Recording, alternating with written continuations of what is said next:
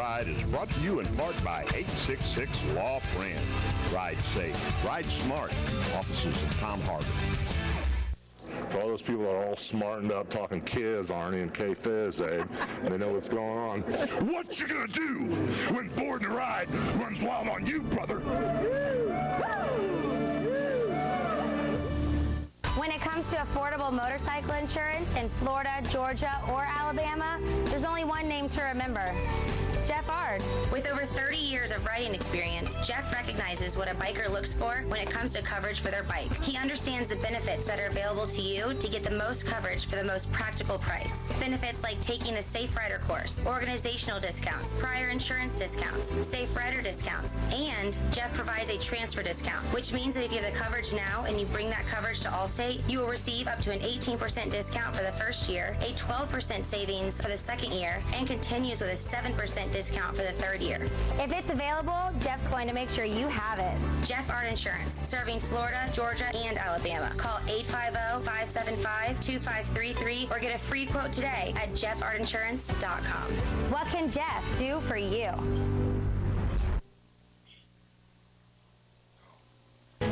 Find us on Facebook, Born to Ride TV and magazine, the ultimate multimedia biker experience. So, what is love? Love is being independent. Love is dancing. At Shriners Hospital for Children, love is a new smile. At Shriners Hospitals for Children, love is caring for a child regardless of the family's ability to pay. If you know a child that needs help, please call or go online today. Everyone was right, I was born to ride. Born to Ride is a multimedia marketing and promotional machine with TV, magazines, streaming radio, and internet advertising opportunities. There are tens of thousands of motorcycles. We reach the people who ride them. Born to Ride. Find out more at borntoride.com.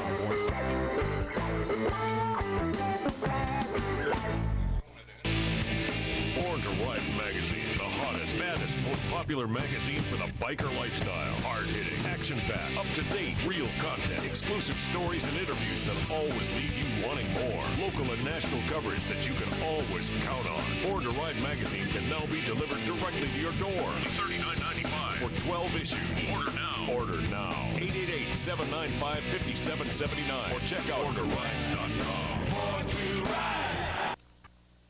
Check out the all-new BornToRide.com with radio, TV, industry, adventure, events, magazine, social media, and much more. It's the all-new BornToRide.com.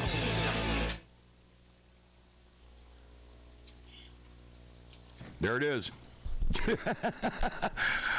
Why is that? Oh, I see. Never mind. It's off. Hey, how you doing? Born to Ride Radio here on a beautiful Tuesday afternoon. Evening. Man, welcome to the show, people. The phone line's already jamming. Craven, what a great week we had coming into a new week, a new change for everything, man. It's pretty exciting today. It was about 2 or 3 hours of work for me to get it all back together so we could have a little bit on the we were just doing the technical thing here while I guess everybody else got to have dinner or something. I don't know. So, we're going to be right here every Tuesday night, and now what we need to do is, I think we have a caller already, so we want to get to that. Who's on the line? I don't even know. Oh, that's right. Hey, all right, you're on the air. This is Craven and Ron, and you're on Born to Ride Radio. Hey, man, this is Neo, Bandit Brothers MC. How y'all doing? All right. Neil, what's happening, man? Good to hear from you last week. This week again, it must be something coming up this weekend we need to talk about. Yes, there is. Well, first of all, I guess they go Trump. Got to get out there. Yeah, right on. Yeah, he's kicking ass. He's freaking a lot of people out, man. Yeah, he is. But hopefully he'll do a good job. Man, we all look forward to a change, that's for sure. Just want to let you guys know, obviously, we talked about it last week on the program, Riders on the River coming up. Riders on the River Bike Fest, going to be our 5th year. It's the 5th annual Riders on the River Bike Fest at Woody's Riveroo. And it's going to be a great time. It's 11 to 5. And one thing I talked about last week, but I wasn't sure if everyone really understood this artist. I mean, Kim Betts and the Gamble Creek Band, probably going to be one of their last gigs they're going to play at Woody's. My understanding from Kim is going to be the last one they're playing. They've got a lot of plans. They're touring with some huge names. If you go and look at the Kim Betts and the Gamble Creek Band, they're about to start going on the road and opening up some major acts. And so she's doing really good. Her career's taken off. If you don't know Kim, are you guys familiar with Kim Betts at all? Well, after the show last week, we had several. Is that Dickie's daughter? That is exactly. I know a little bit of music. That's right. Yeah, everybody know. Well, they actually his parents live right over here in Tampa, so yeah. Oh, really? Okay, so this is Dickie Betts' daughter. So she's born and raised in music, and she has her own career. She started her own band, the Gamble Creek Band, and they're starting to gain a lot of popularity. And she, like I said, she's about to start opening up for a really big act. I don't know if she's already put it out there yet in the media or not, but she's about to open up for a really big act here pretty soon. I know she just recently opened for Marshall Tucker Band a while back. But she's amazing. She's an amazing talent.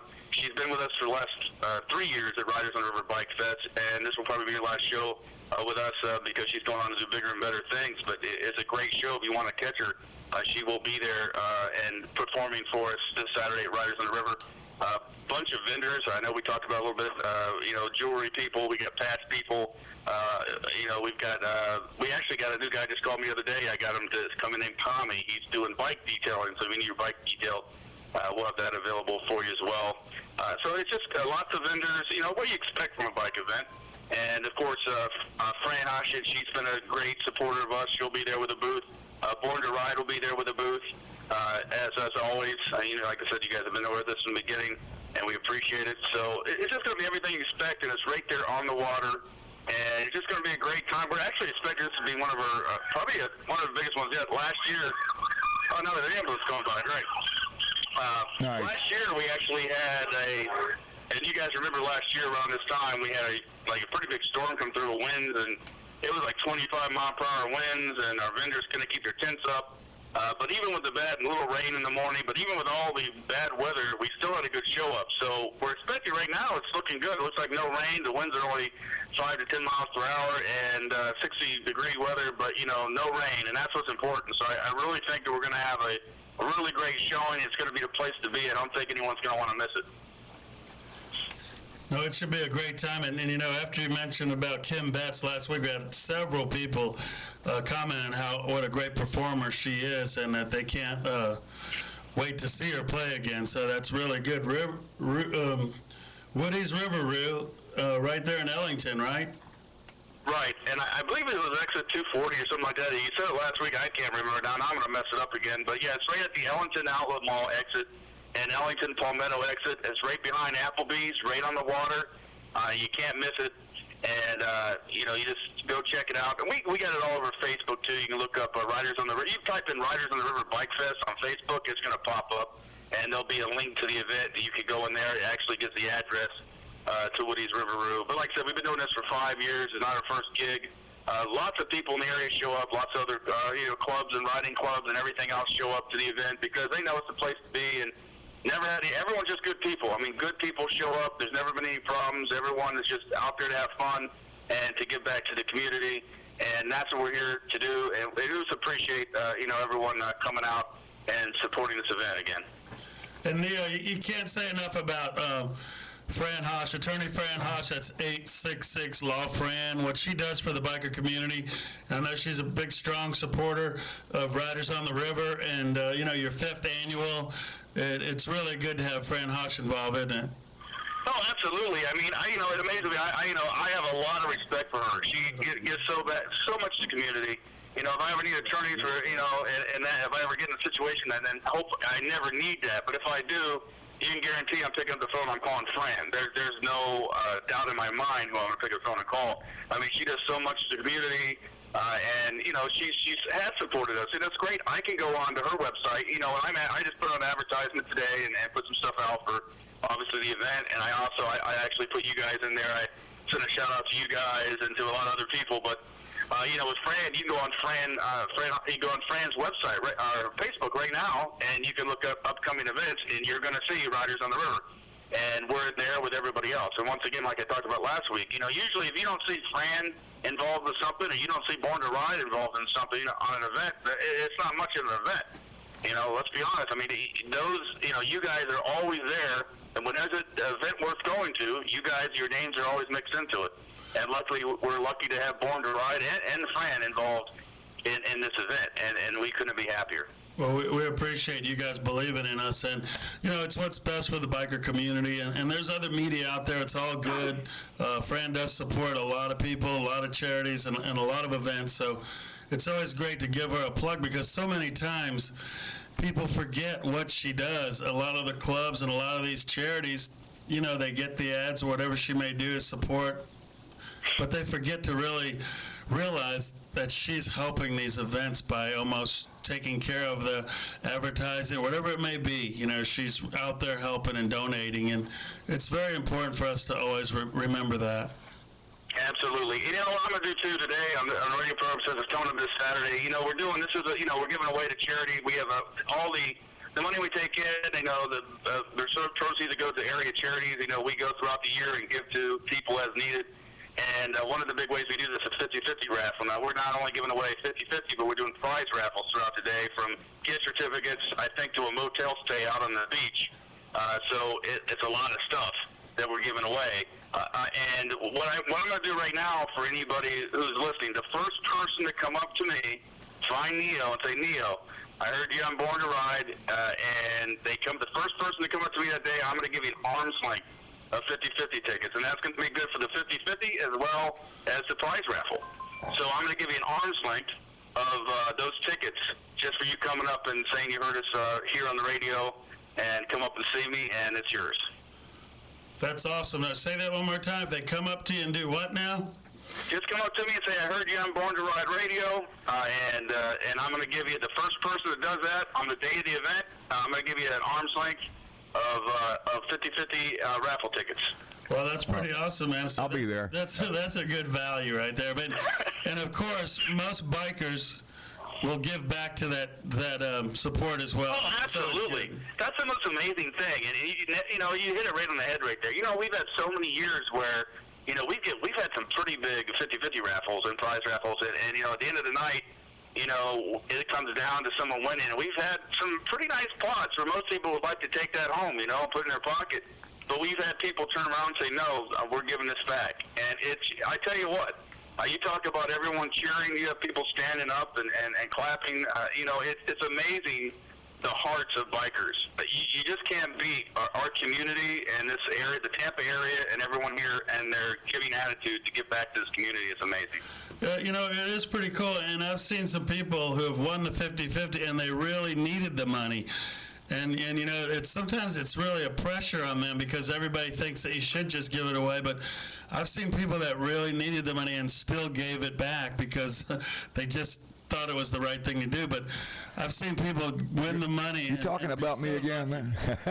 I've seen people win that money and so lucky that they won it that they didn't consider giving it back. And if they have to keep it, that's okay too. But the people who are can afford to give it back, they do, and that's the good thing. Even bikers don't judge that one guy who might have to keep it because he needs to feed his family too. But it's a great thing, the biker community, and 9 times out of 10 they're going to give it back, and they give 2/3 of it back or something. But if it wasn't for guys like you putting on stuff like that to give back to the community and to get Fran involved in the media, it's what bikers do, and we want to highlight the biker community and document the lifestyle in a proper manner, and that's what Born to Ride does. Exactly. You guys do a good job at it, and I appreciate this show, and I appreciate the magazine, and I appreciate everything you guys have done for us and this event over the last 5 years. So we're going to keep on going. We're going to do this one, knock this one out, and then we'll have the 6th annual Riders on the River, next year. So we're going to keep on doing this, keep on giving back, and keep on having a good time, and we want to keep on having you guys there with us. No, we appreciate it. Neo, just because this event might be over this weekend, it doesn't mean you can't call in and give us an update on what's going on with the Band of Brothers, where you guys are riding to, what you guys have going on. So please, don't think this is the last time you got to call in, and we appreciate you calling in and being a part of the show. No, I definitely will. I'll get involved in some of the discussions as you guys, come up with stuff, and we, do something. I'll let you know. But yeah, I'd like to be involved in discussion and stuff like that. So you'll definitely hear from me again. Awesome, man. Thanks a lot, brother. Anything else? All right. Well, hopefully. Man, listen, I'm going to tell you something. We appreciate all you're doing for all the charities that you guys are out there, and you're supporting things, and you're making stuff happen for people that need it. And like they said, well, we were just discussing about the 50-50. Well, it's their right to keep it. That's part of the rules. But about every time I've ever done an event like that, the people's always said, we're going to donate this right back to the charity. So that's a good thing. That's what it's all about. It's awesome, man. It's awesome. All right, well, thanks for calling into the program tonight, man. I hope you get a chance to call in next week, whether or not you got another event lined up or not, all right? No, nothing else. I call you, how everything went. And, we need an update. I definitely appreciate it. Yeah, we need an update. We got that. Absolutely. Well, thank you guys so much. You guys have a great night, and keep on doing a great job. All right, thanks so much, man. We'll see you soon. All the best to you guys. Thank you, man. All right. So, there you go. So the Band of Brothers MC putting on this great charity event and making stuff happen for the community and making stuff come to fruition for those that need the money. And for whatever it's worth, we do always on this program and the whole radio station, everybody here promotes every charity they can possibly promote. So what are you doing now? Speaking of charities, we got someone on the line, man. Oh, okay. All right, Mitch, you there? Yes, I am, Rob. How you guys doing tonight? Mitch, great to hear from you, man. This is Mitch, and Mitch has a very special event coming up because he's part of a special group of men and people in the community. And we talk about charities, Craven. This is probably one of the most bona fide, legitimate, great charities. Because you're never. I'm familiar with the Shriners. You're never and what they do you're for never kids. too big to stoop down to help a child. Mitch from the Shriners. Mitch, how are you tonight? I'm very good. How are you guys doing this evening? Man, awesome. So you got something coming up. Let's talk about the Sam Swope. We ride so kids can walk. The Bahia Shrine presents the 9th annual Sam Swope Memorial Charity Ride. And what is your title in this? I'm actually the chairman of the ride currently for this year. We've had 3 other chairmen, and I'm the 4th one. And they've kind of led us the right path, and we've raised over $2.1 million for Shriners Hospital for Children because of people like Born to Ride and people in our community and our great sponsors. And I mean, you have a full plate, man, because you manipulate a lot of people, put them in the right directions, a lot of logistics, working with the police, the sheriff's department. Something important that we need to talk about, and the one thing that's really important is Shriners Hospital sometimes even pays for transportation for sick kids, and then it's never any cost to the parents of those children. So that's you guys are doing a fantastic and outstanding job. That's correct. If we have a child that's in our area of Florida and they need any special care at our Tampa hospital, we do drive them down there in our personal vehicles or even our Shrine vans. And sometimes if they need a personal flight to do medical evacuation, we do that for them as well. It's all taken care of by the Shriners in the community. And let's talk a little bit about the ride. It's the 9th annual Sam Swope.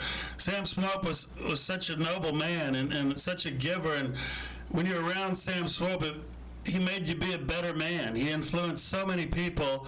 And Sam passed away, but together everyone's carrying on this great ride in his name. And how does that make you feel to be a part of this and to carry on his tradition, Mitch? It's great. That's one of the reasons I stepped up to be a chairman. Sam Swope was a great man, like you stated.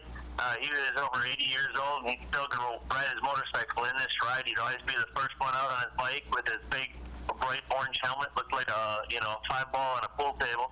And he'd go down the road, and him and his family have supported this ride, and they've always matched our monies, dollar for dollar up to a certain amount. And it was just everything he's done. He's just led the path of a great philanthropist, and we just need to keep his memory alive.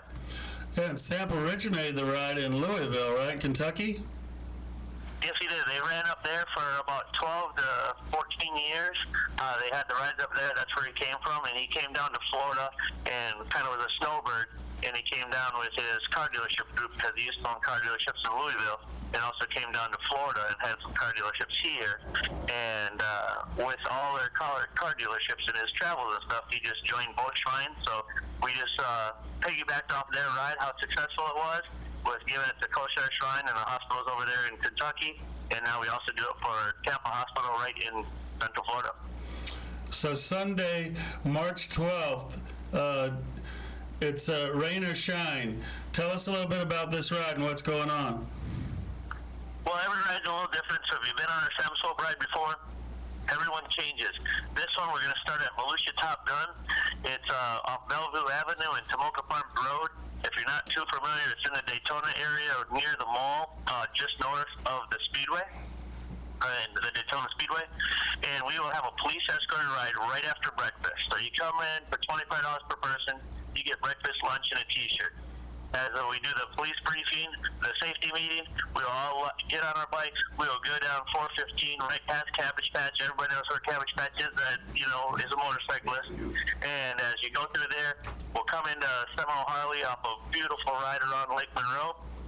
And then once you get to Seminole Harley, you'll be able to meet some of our patients. You get your lunch, and then there's a live auction, a silent auction, and things to do right there, right at the dealership. And we'll keep the party going until 4:30, where we give away one 2017 Heritage Softail.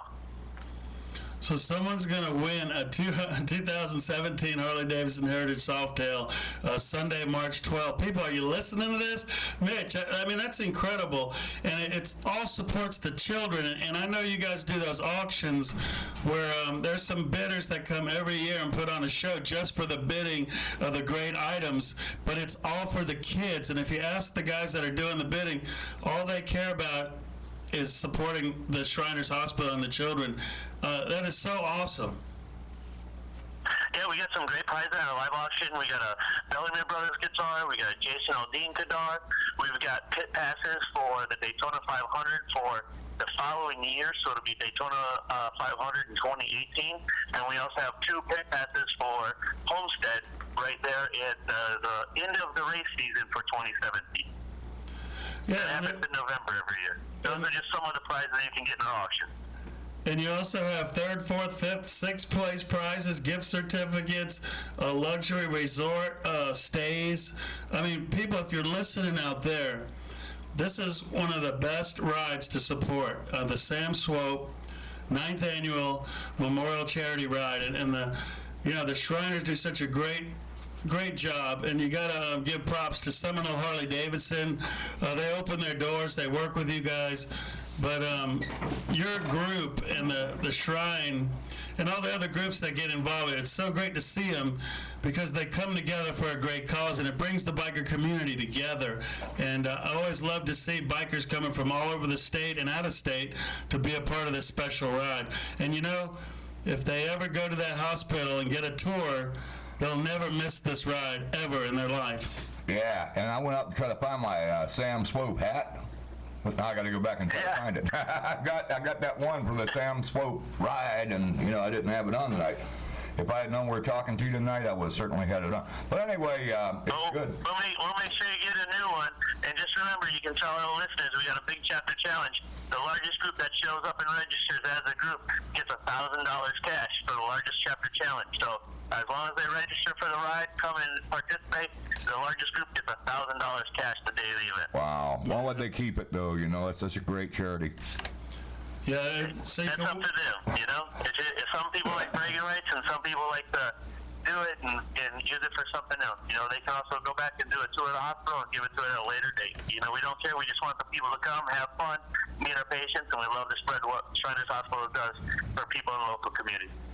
Well, the Shriners Hospital and for children and the things that they do for our community, like Craven said, they treat kids at no charge. They help the families, and putting the smiles on the family's face, the mother, the father, they know what their kids are going through, and to have people that support them like that, it helps them get through the hard times as well and change kids' lives. And so many times, Mitch, that we've been at these events and someone walked up to us that's middle-aged or older than us or whatever, and they go, I was a Shriners kid.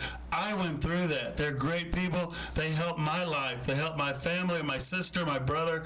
And it really shows the greatness of mankind, let alone the biker community. It's mankind coming together. And, we just can't say enough about the great things you guys do. And this ride, people, is so important. And Mitch, the 9th annual Sam Swope Memorial Charity Ride, that's Sunday, March 12th. Anything else you'd like to say? No, I thank you guys for your time and hope to see you guys on the ride.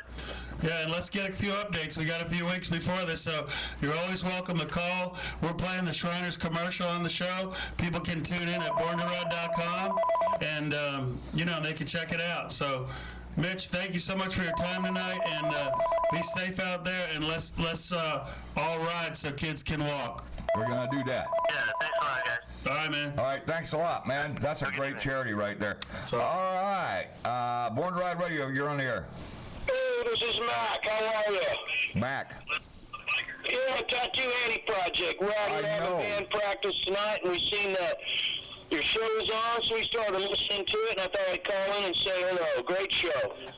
Hey, thank you, man. And you know what? We're out here. We're making it happen, Mac. And you guys are just practicing tonight. You're not just playing anywhere, right? No, we're playing this Friday, though, at Ralph Santa and Liquors up here on State Road 52 in San Antonio. Outdoors with a fire. It ought to be a good time. I don't think I'm allowed in there anymore. I know where the place is. Never mind. I didn't say that.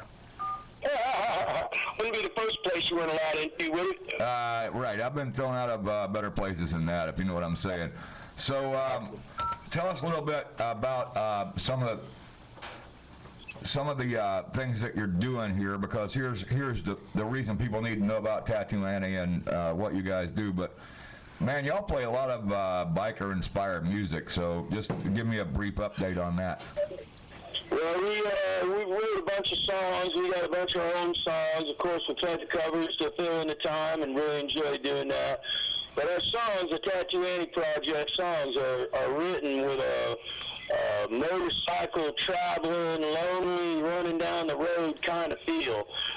Some of our songs are called like White Line and Highway and Skirt, which is a pretty good Highway, song. yeah, thank you. That's one of my favorites. Put up song Choppers, that's a real good song. It is too. So everything y'all do is out here good. now, I wanted to say hello, so we can have Shawnee say hello. Hi, guys. And Paul. Hello. And Daryl. What's up, guys? And Billy is absent tonight. Who is? Billy. I hope he's not sick or something, man. You know. Yeah, I think he just had some stuff to take care of. Well, Billy's a great guy.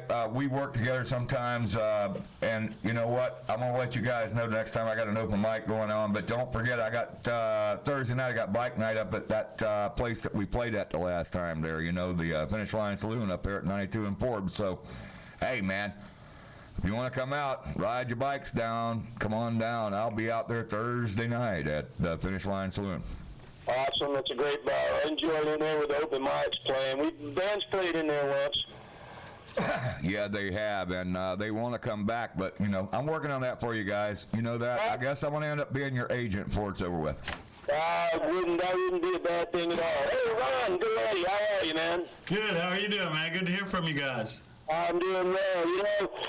You know, you and I met way back in the day down at Keith's Custom Colors when you had that taxi motorcycle. You remember that? Oh yeah, Keith's Custom Colors, man. That was that cow bike I had. It was like a Harley cow thing.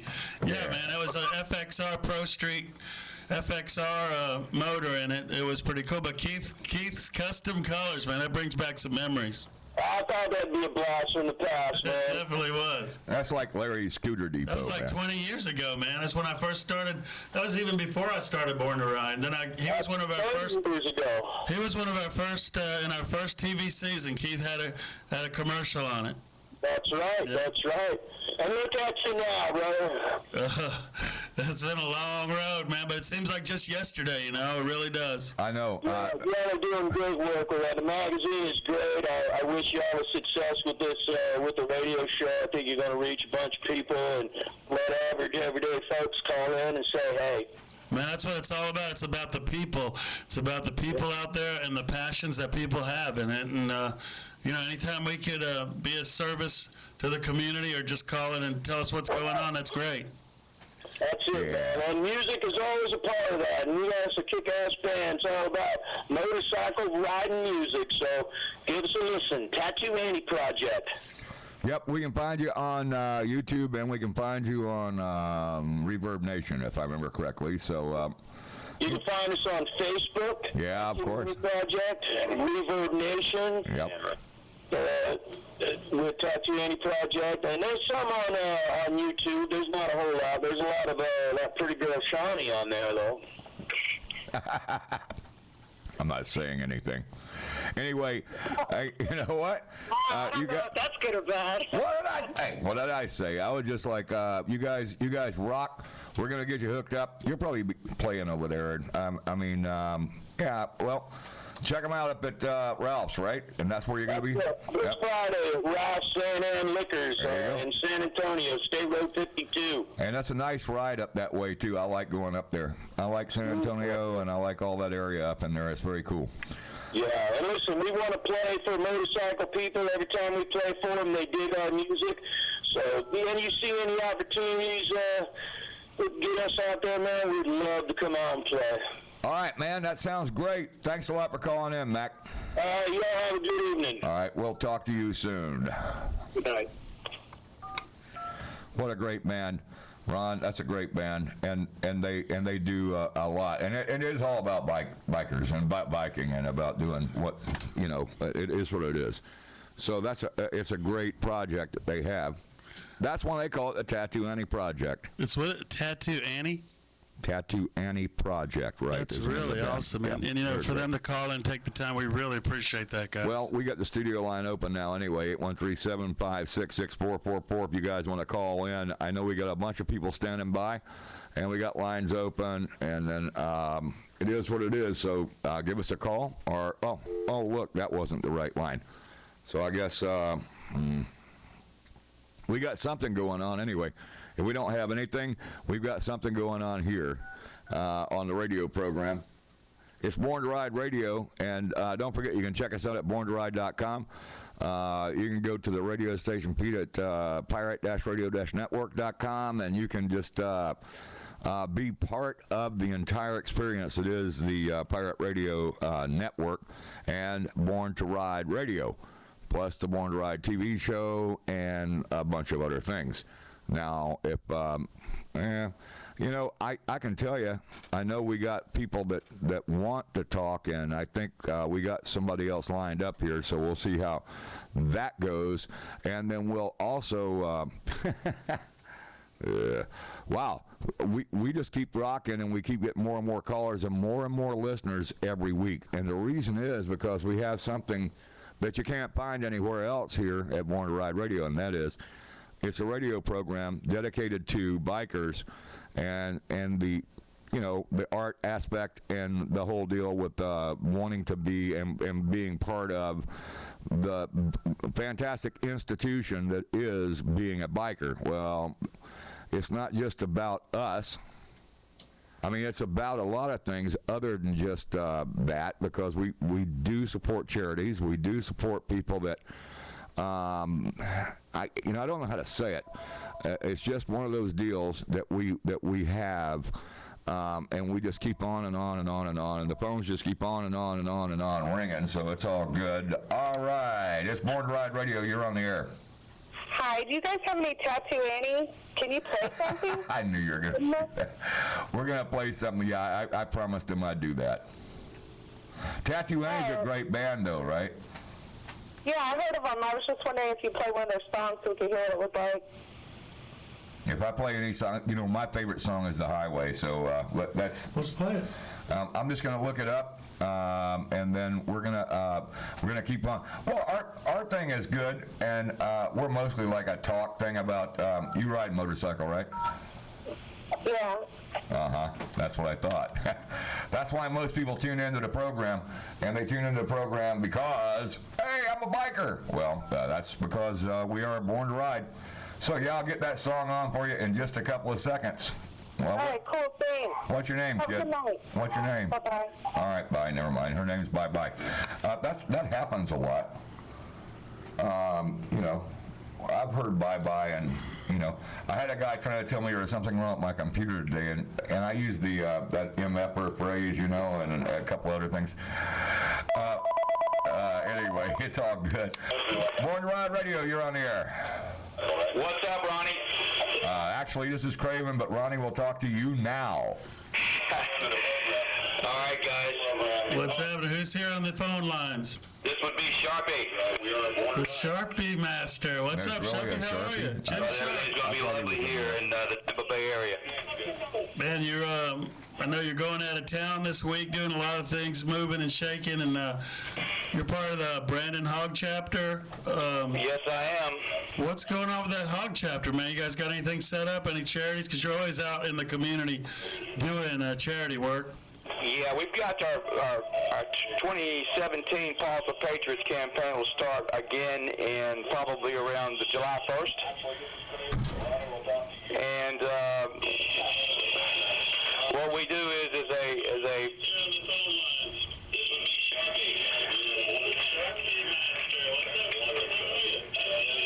The Pulse for Patriots coming up again, man. It comes every year. You guys do such a great job of that. Yeah, we do. We push hard, Ron, between July 1st and the day of the tournament, which is always on Columbus Day. And we've been holding it every year at the River Hills Country Club. And that's a golf tournament, right? We haven't issued our initial check for the 2016 year, and I think we'll be doing that probably at the next Hog Chapter meeting. But it's one of the biggest things we do. We do other events, but this is one of the biggest events we do every year. It's our biggest. And that's a golf tournament, right? Yes, it is. It's a golf tournament. It's a 4-man scramble, and it fills up every year. We turn people away. Now, why is it so important to do this for the guide dogs, right? Tell us about the guide dogs. What it is, it's Southeastern Guide Dogs, and they have a program called Pause for Patriots. And the Pause for Patriots campaign is it's unfair. It's a shame that our federal government doesn't look at a service dog as a prosthetic. But from the time the dog is bred and raised and trained, you're looking somewhere between $45,000 and $60,000 once that dog is ready to go to his recipient. So we have teams that we turn away, and it's just unbelievable. It's growing bigger and bigger every year. That's awesome. Hang on, Sam. We're talking to Sharpie about the guide dogs and how hard it is for someone. Well, it is because people don't want to recognize and represent for the service animals, and if you got a service animal, and we're doing that. Hey, the Pause for Patriots thing is a great thing. I've seen it before. I understand what it's about. So I'm glad you guys are still involved with it, and we'll just talk tell us when the event is, and we'll let you put it out here on the air.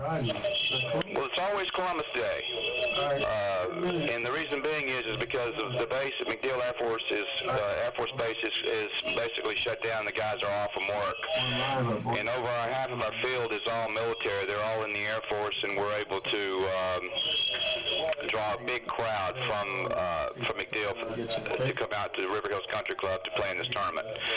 It's a shotgun start at 8:30. Like I say, we check out our website. We're constantly posting things once we get started, and we'll fill it up like we always do. And we want to thank all of our Fran Haas sponsors. Ronnie, you've sponsored us. Ed Morse Cadillac. We've gone out and pulled a lot of good sponsors. We did have Sports Authority, which they've gone out of business now, but we have a lot of good sponsors. sponsors that pull together and make this golf tournament happen every year, and we were very blessed to have our sponsors because we couldn't do it without them. Well, you know, the Hug Chapter and all the people at Brandon Harley and the whole HD Florida network. Right. We want to thank Brandon Harley as well. They're our home base store. If you want to join the Hog Chapter through Brandon Harley Davidson, they've got all the paperwork there. If you'll go back to the back in the lounge area where Ron's magazines are all stored, make sure you pick up one of our brochures, and it'll tell you how to join. Well, man, we can't thank you enough for what you do in the community, sure, because you're an MC. You're always out there willing to help people, donating your time to so many good projects. You're such a talented individual. It's always great to see you out and about. You always got a big smile on your face, and you perpetuate positive energy, and that's what we want to do as well. Thank you so much. Thank you, guys. Have a good night. I'm sure we'll talk to you soon. All right, let's get a Sharpie update every week. You bet. Take care.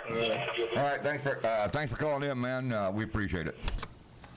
That was Sharpie and Pause for Patriots, and that's a really fantastic thing that they do to try to hook everybody up with. Wow. I'll tell you what, we got so much stuff going on here. Oh, crap. I have one open line, 813-756-6444. If you want to call into the program, don't forget we do this every Tuesday night from like 8 till 11, and we got it going on here at Born to Ride Radio and at pirate-radio-network.com, and that's where you can see us live and tune in.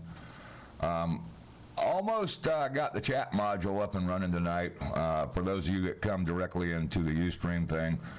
But we, I'm just doing a little a little search here because in a few minutes we're gonna play some Tattoo Ending Project for you, and we got some other music lined up that we have here of local artists. That's another thing that we do. We absolutely want to try to support all our bikers and all the local people that we have involved in Born to Ride and Born to Ride television and radio. So we're just.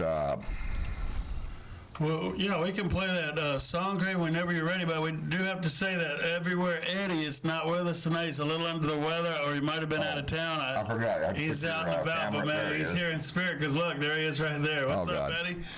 Yeah, that's his fan club thing. I want one of those, and I never got it. So he might be calling in a little bit later, so we'll look out for Everywhere Eddie. But if you're out there, brother, you and Lynn, we love you guys, and hope you're doing better tonight.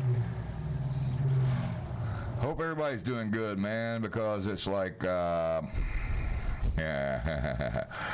we actually are. I'm going to get this thing up and running here. I went to the wrong site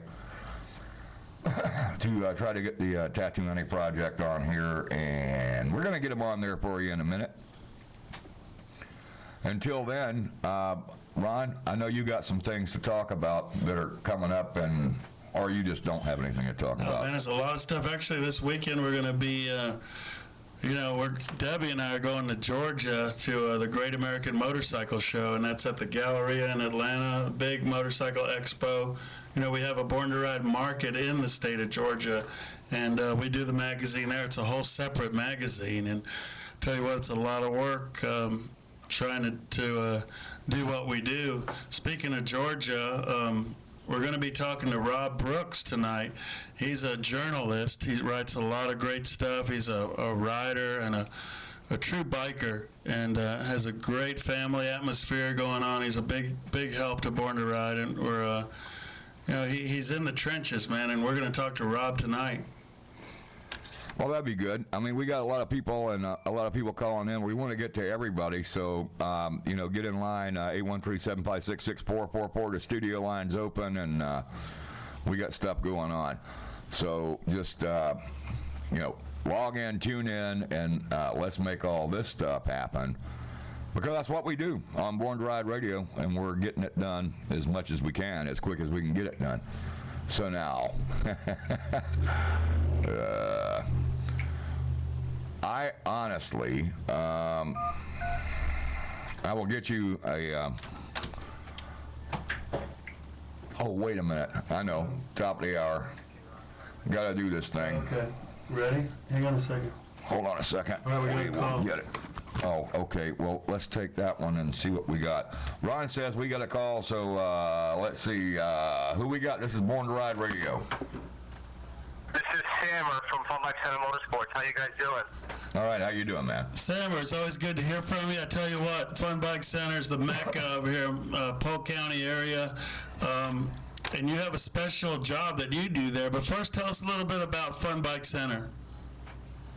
Fun Bike Center, I'd like to think we're the mecca of the country, man, not just Polk County, baby. Well, that's right. But tell us about it, man. Tell us. Preach it. Been in business 23, going on 23 years.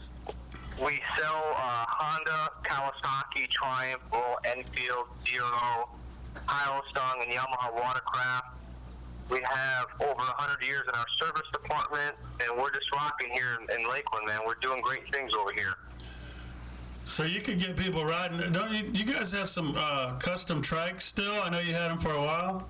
Yeah, we work with Motor Trike. We actually just did one yesterday. We can customize customers' current motorcycles, or they can buy a brand new bike, and we can trike them out. Trike it the way you like it, as we say. We work with Motor Trike closely, and these trikes are coming out very nice. We're talking to Sammer from the Fun Bike Center in Lakeland, and you know, a lot of good stuff on the floor there. What about those side-by-sides? People are buying those like crazy. You guys have a lot of those too, don't you? Yeah, we can't keep the off-road vehicles in, especially this time of year. It's beautiful to go out riding. Hunting season just passed, and we did extremely well. And right now, we're doing very well with the ATVs. Customers are finding, places out in the woods to have fun. I guess you have Tin Rock and all these other places where people just go ride and have fun with their families and camp out and enjoy their time. It's kind of bringing the family atmosphere definitely into motorcycling, is when you can get out and ride in the dirt, off-road, motocross, just have fun with the family. Is that what you're seeing? Who's buying them? Yeah, man, just family members, it's, everybody that, you buy a motorcycle, it's great. We sell a lot of motorcycles, but the off-road vehicles are more family-oriented items. Like, for instance, my daughter, she loves going out on wave runners with me and side-by-sides because she can enjoy it. But a lot of family members are buying these side-by-sides and the ATVs, and they're buying their children the small ATVs, so everybody can ride. So it's awesome, man. The off-road vehicles are great. They do bring friends and family together. And speaking of something cool, there's nothing more cool than those Triumphs, man. I mean, there's some really good machines they're putting out, and you guys are leading the market with Triumph too, as well, right? Yeah, we are leading forward in the Triumph market sales, man. We're doing great things. Triumph is doing great things. Their brand, it goes back to 1902, and they're just a part of history. Everybody, one way or another in their life, they've ridden one or passed by one, and they're just bringing that nostalgic, old-school, classic feeling back, and they're doing it very well. They're becoming one of the best European metric motorcycles out there, so they're doing great things. Yeah, and with a line like Honda, Kawasaki, Yamaha, Triumph, the Royal Enfield, that's a lot of bikes on the floor. A lot of people want to ride, and they're listening right now. How easy...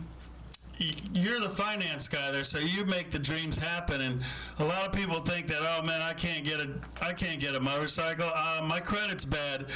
If they have bad credit, are they done, or is there still an opportunity, or can they get better credit, or how can you get them ringing that bell and going out with a new motorcycle, Sammer? Ron, you've known me for years, man. So when I say something, I make it happen. There's no credit score too low for Fun Bike Center and Tampa Triumph.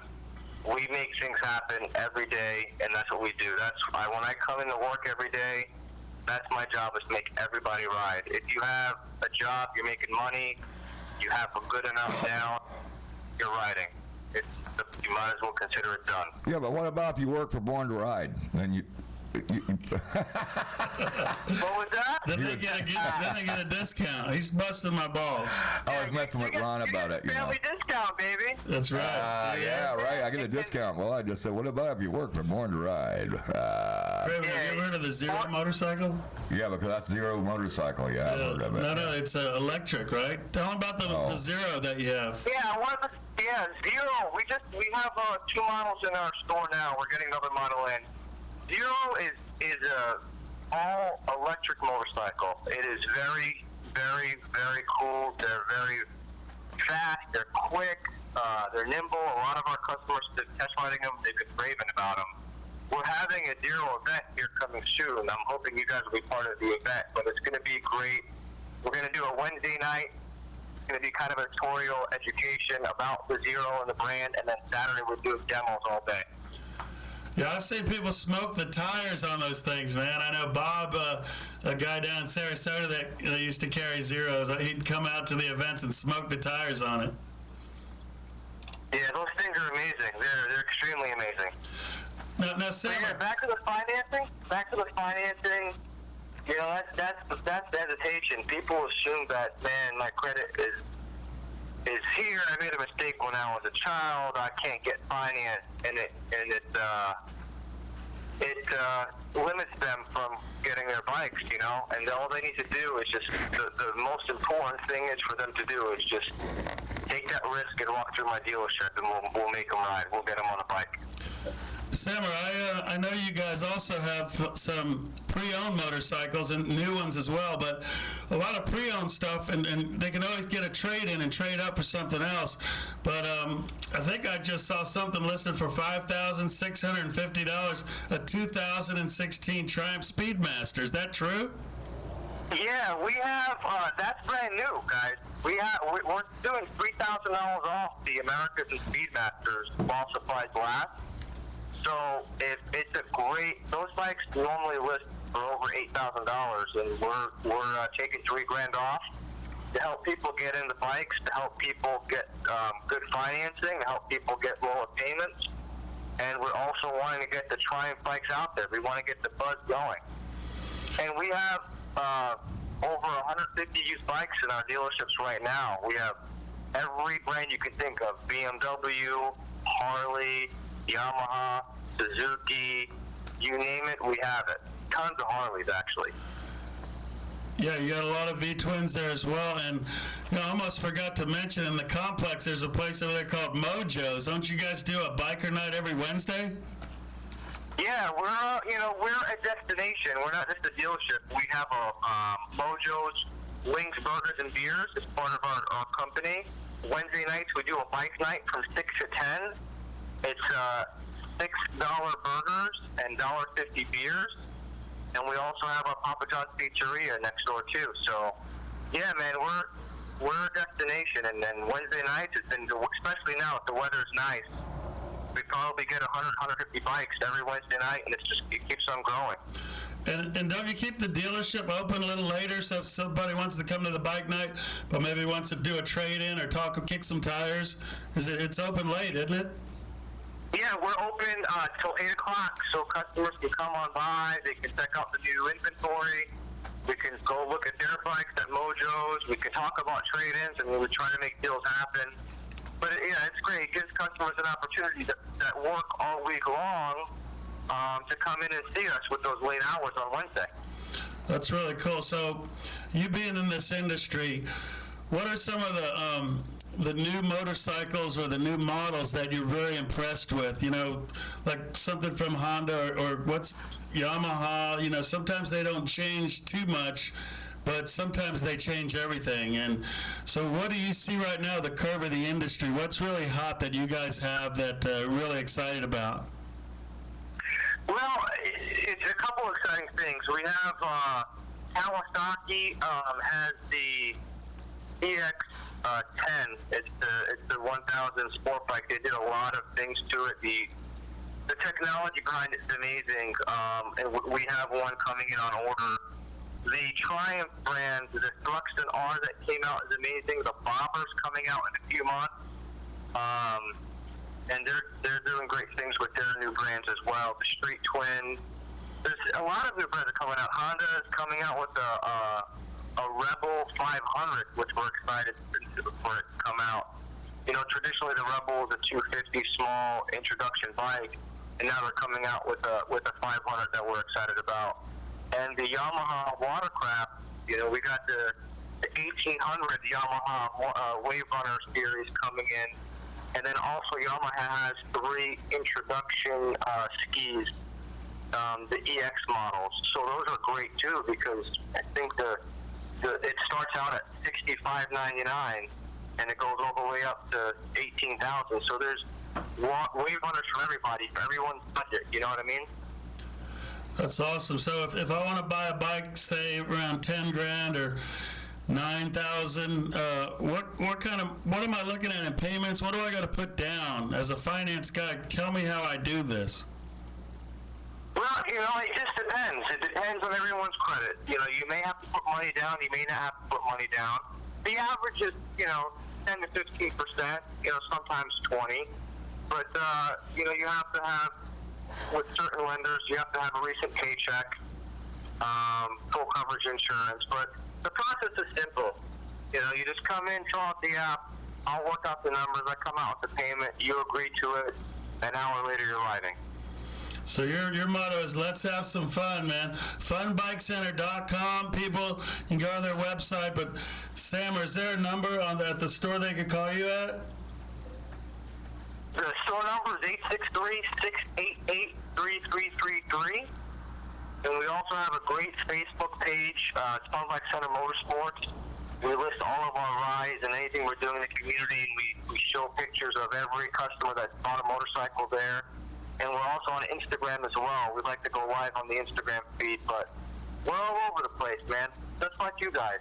Yeah, well, it's always great to hear. I know Craven's got to have a Triumph story, right, Craven? What do you mean a Triumph story? Craven, come see me this week, man. I'll come and see you. Besides that, I'll be by there anyway. I'll come and see you anyway, but when I'm not that far from you. What do you think about this Triumph? We'll go get some beer and wings at Mojo's. Yeah. After you test ride, of course, and then we'll sign the paperwork. Not a problem, man. You know where I work, so won't be hard to send the repo man to where my motorcycle is. So anyway, that's all good, man. Let me tell you something. It is a great place. I go in there at least once a month, if you know what I'm saying. So maybe we can get together and have some wings and burgers and beers, if you know what we're talking about. I'm in it. I'll be there, brother. You let me know. All right, man. Thanks a lot. We can't thank you enough. Say hello to everybody, the great family of the Fun Bike Center, because it is a family thing.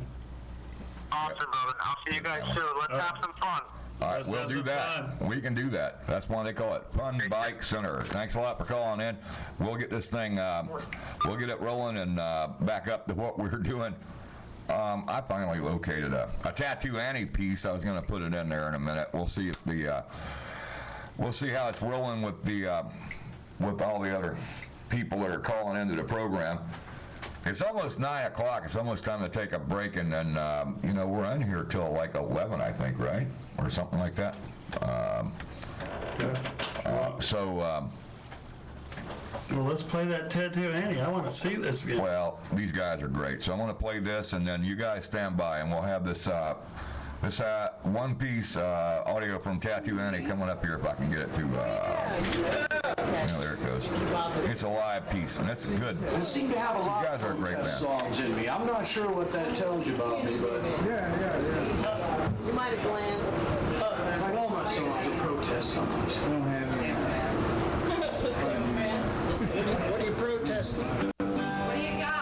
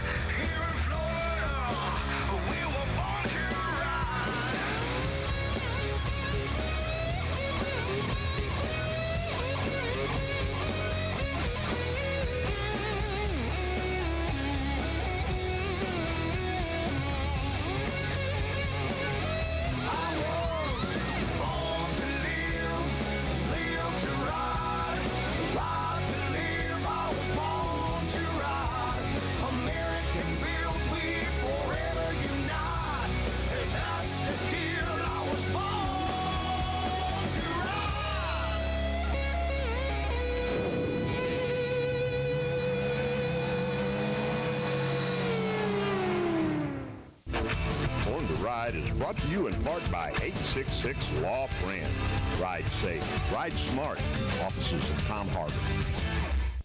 For all those people that are all smartened up talking kids, Arnie and K-Fizz, they know what's going on. What you gonna do when Board and Ride runs wild on you, brothers?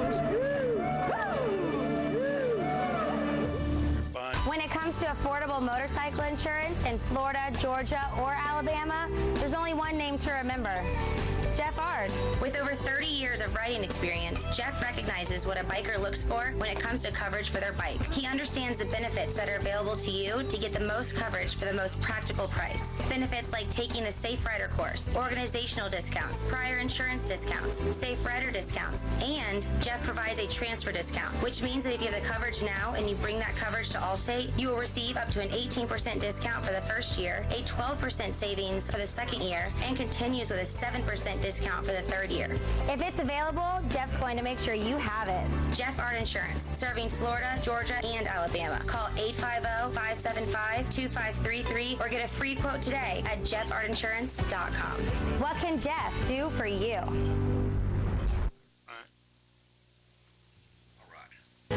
Find us on Facebook, Born to Ride TV and magazine, the ultimate multimedia biker experience. So, what is love? Love is being independent. Love is dancing. At Shriners Hospital for Children, love is a new smile. At Shriners Hospitals for Children, love is caring for a child regardless of the family's ability to pay. If you know a child that needs help, please call or go online today. Everyone was right, I was born to ride. Born to Ride is a multimedia marketing and promotional machine with TV, magazines, streaming radio, and internet advertising opportunities. There are tens of thousands of motorcycles. We reach the people who ride them. Born to Ride. Find out more at borntoride.com.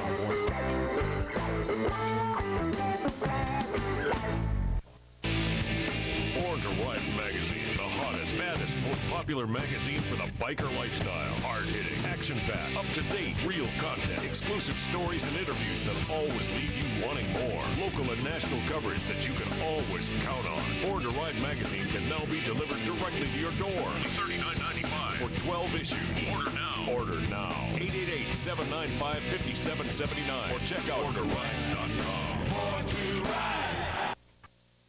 Check out the all-new BornToRide.com with radio, TV, industry, adventure, events, magazine, social media, and much more. It's the all-new BornToRide.com. All right, here we go. Born to Ride Radio, and I'm back. Where's Ron? Oh, there you are. Right here, Craven. How you doing, man? That was a good break there. That was what was that band again? Tattoo Annie. Tattoo Annie was jamming up there, man. Yeah, well, it's kind of like a live thing, live version. So, whatever, man. I mean, it is what it is. If they were a nationally signed recording artist, they would probably, I don't know. Well, it's important to support local music, and that's what we're all about, local. And there's some great music in Tampa Bay, all over Florida, but this is worldwide, so that band from Germany that called in earlier, we could probably play some of their stuff too. But on the phone, we got some special call right now. All right, go ahead. Caller, who's on? Hello? Oh. Yeah. Ron? Yeah, Ron's here and Craven's here. All right, on this side, Ron. Jesse, how are you tonight? This is Jesse. Oh. With the real estate man from Prestige Real Estate, and you have someone with you today. You got a guest on the line. Yes, I have Kimmy with me. Kimmy Hunt. She is an associate, works with me. Charles Ruttenberg-Riley is our brokerage, and we do our real estate on a Prestige Real Estate team. And you're a motorcyclist, a biker, if you will, as well, right? Absolutely, yes, sir. And tell me, what kind of bike you riding these days, Jesse? I'm on 02 Fat Boy, all black and chrome. And how long you been riding? I've been riding now for going on about 15 years. What is motorcycling to you? Being a corporate kind of guy, but getting out and being a biker, that tells me you're a real kind of guy. Thank you, Ron. Going out on the road, getting in the wind, just like we've heard a lot of other people say, you don't, and especially nowadays, you don't think about anything else other than, riding that bike and making sure you get back to the garage. Yeah, it's important to be safe out there, and a lot of things you got to worry about on the road, safety and weather and things like that. But when it's time to buy a home, to make a major investment or sell a home, it's a lot to consider with that. And I would say it's very important to pick the right person that's going to help you buy a home or give you the knowledge to sell your home. And how long have you been in the real estate business, Jesse? I myself have been in the real estate business now going on 5 years. Kimmy now has been in the real estate business. What is that, Kim? About 17 years now. Well, 17 years, I'm sure you were broke.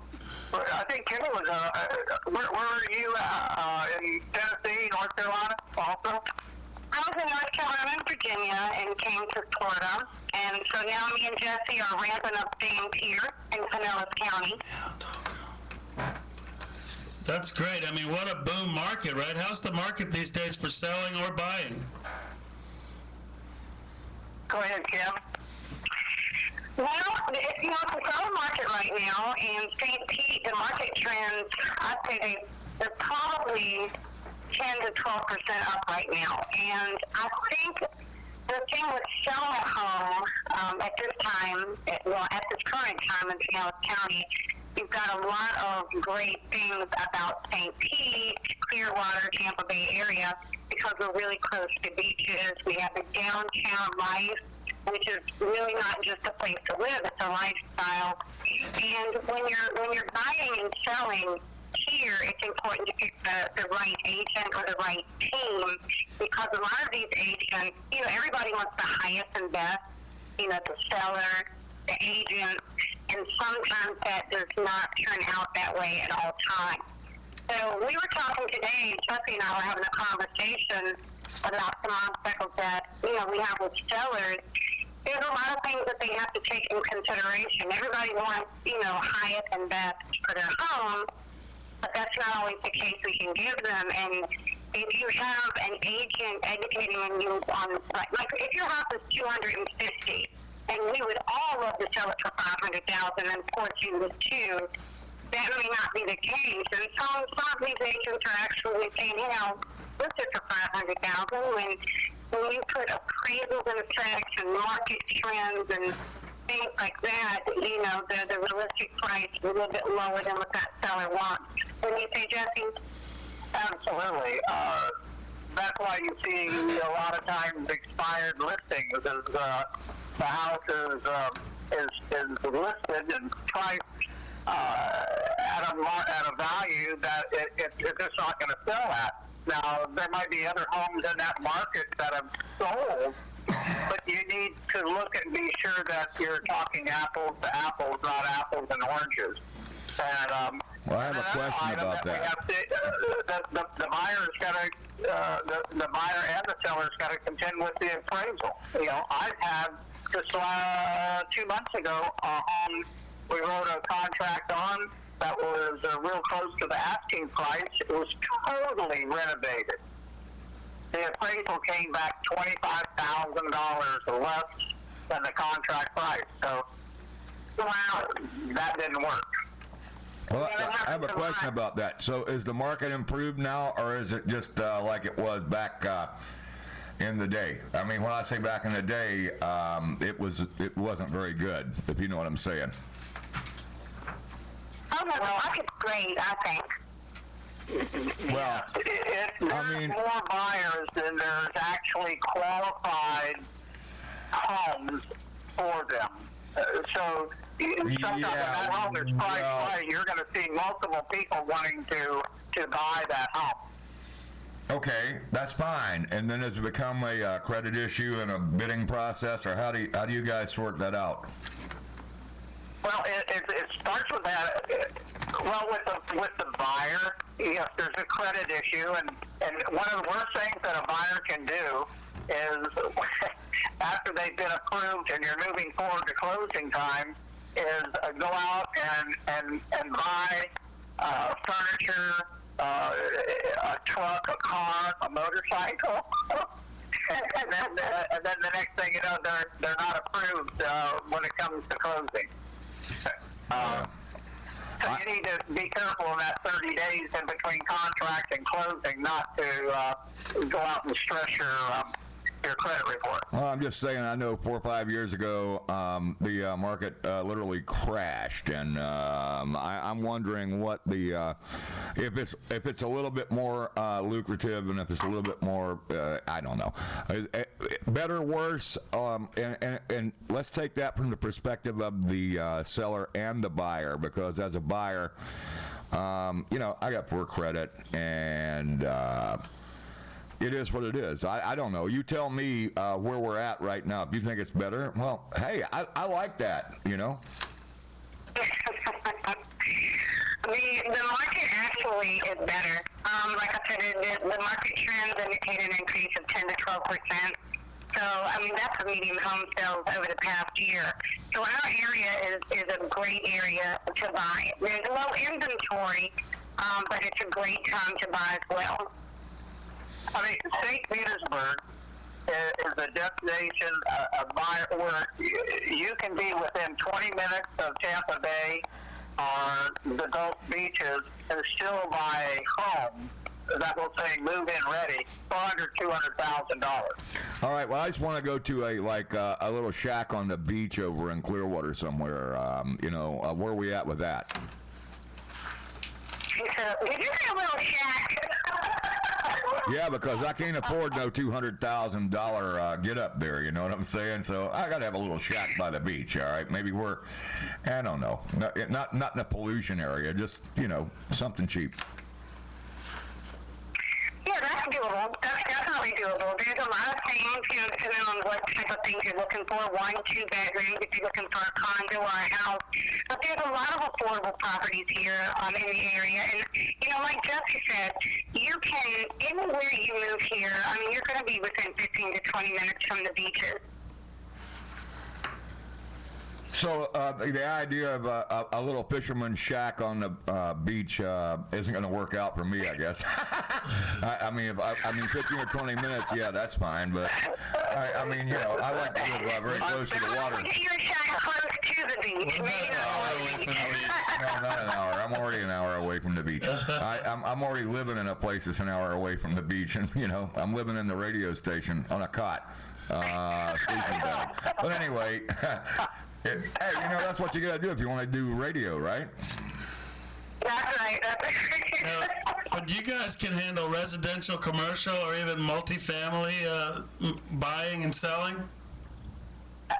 Absolutely. I was with a buyer looking at a triplex I have listed this afternoon. So whether it's a duplex, triplex, 10 units, 20 units, we have product that we can help a seller or a buyer with those. And a lot of people have questions. Sometimes they're afraid to ask, or they're afraid to try to take that move or that new direction. And I know you told me, Jesse, that it's all about admiration and respect, and you keep the enthusiasm, your company, to any real estate transaction you're going to do. But Charles Rutenberg Realty, that's a big backer you got there, and that's a big company you represent. So they have a lot of experience in finding someone their dream home. Is that right? Well, absolutely. There's about 1,900 realtors that works with Charles Rutenberg as their broker. Yeah. Yeah, I tell you, Ron, and also Charles Rutenberg Realty is actually one of the largest real estate firms in Florida. So that means a lot. If someone has a question, what's the best? How do they get in touch with you, or what do they need to do? There's no dumb questions, is there? Absolutely, there isn't. The best is either go to the website or call us on our phone, really. And what if relocations, like last weekend or a couple of weeks back, we were talking to a guy who does staffing for the motor power sports industry, but he's got a lot of people that are coming to Florida or moving around the country. Are you limited to just one state, or how does that work? No, we're not limited to just one state. We have resources in several different cities and locations throughout the United States, from coast to coast, basically. We can help. I mean, in Pinellas County here, I'm a three-generation resident. I've lived here all my life. And I'm a real homie. So, we have the resources, whether it's here in Florida or in Georgia, North Carolina, up and down the East Coast, and through the state. So our listeners in Georgia, if they want to come get a summer home, or maybe one of those beach houses or a beach shack, or if they want to sell their... What's wrong with having a shack, man? Or sell their... it's okay. Home, you guys can handle that as well. Yeah, Wes has got the Love Shack. There you go. Yeah. The Love Shack, baby. I remember that. We have a really Was that the B-52? Network as well, so we can kind of take care of anybody, even if they're selling in Georgia. We can assist them. We do it all. We're full service, full time. That's awesome. And Kimmy, how can you guys help them with finance or steer them in the right direction? Do you work with any companies that can help them, or maybe recommendations? Are you, Jesse? What do you think about that? That whistling sound. We dropped the call. Call back here. We can call them back. But anyway, hey, it's all good. I don't know. If we're so far out in the country, the phones sometimes do stuff like that just because they can. I hope you guys are enjoying the program tonight. It's Born to Ride Radio on the Party Pirate 102.1 FM, the Pirate Radio Network. So let's see if that was on their battery or ours. Lost you guys. So we're going to try to get them back here. Hold on one second and see if we can. I don't know. It's tough when you got an interview going on and then all of a sudden everything... Okay, so there's a thing that we figured out. Are you Maybe back on there, Jesse? Yeah, I'm back on here. I'm gonna get Kim back into the call here. All right, we're talking about finance and financial institutions, and maybe people that can help you with your money and put it in the right direction, or maybe in financial planners. Are those some people you work with as well? Yes, from financial planning to the mortgage relationships that we have with mortgage brokers. There's some great grants and funds that are out there will help with closing costs, from whether it's a VA, FHA, the mortgage brokers. If it's an FHA or VA loan, they seem to have the best prices and can close the quickest in a real estate deal. Because if you can have the deal closed within, we kind of write down.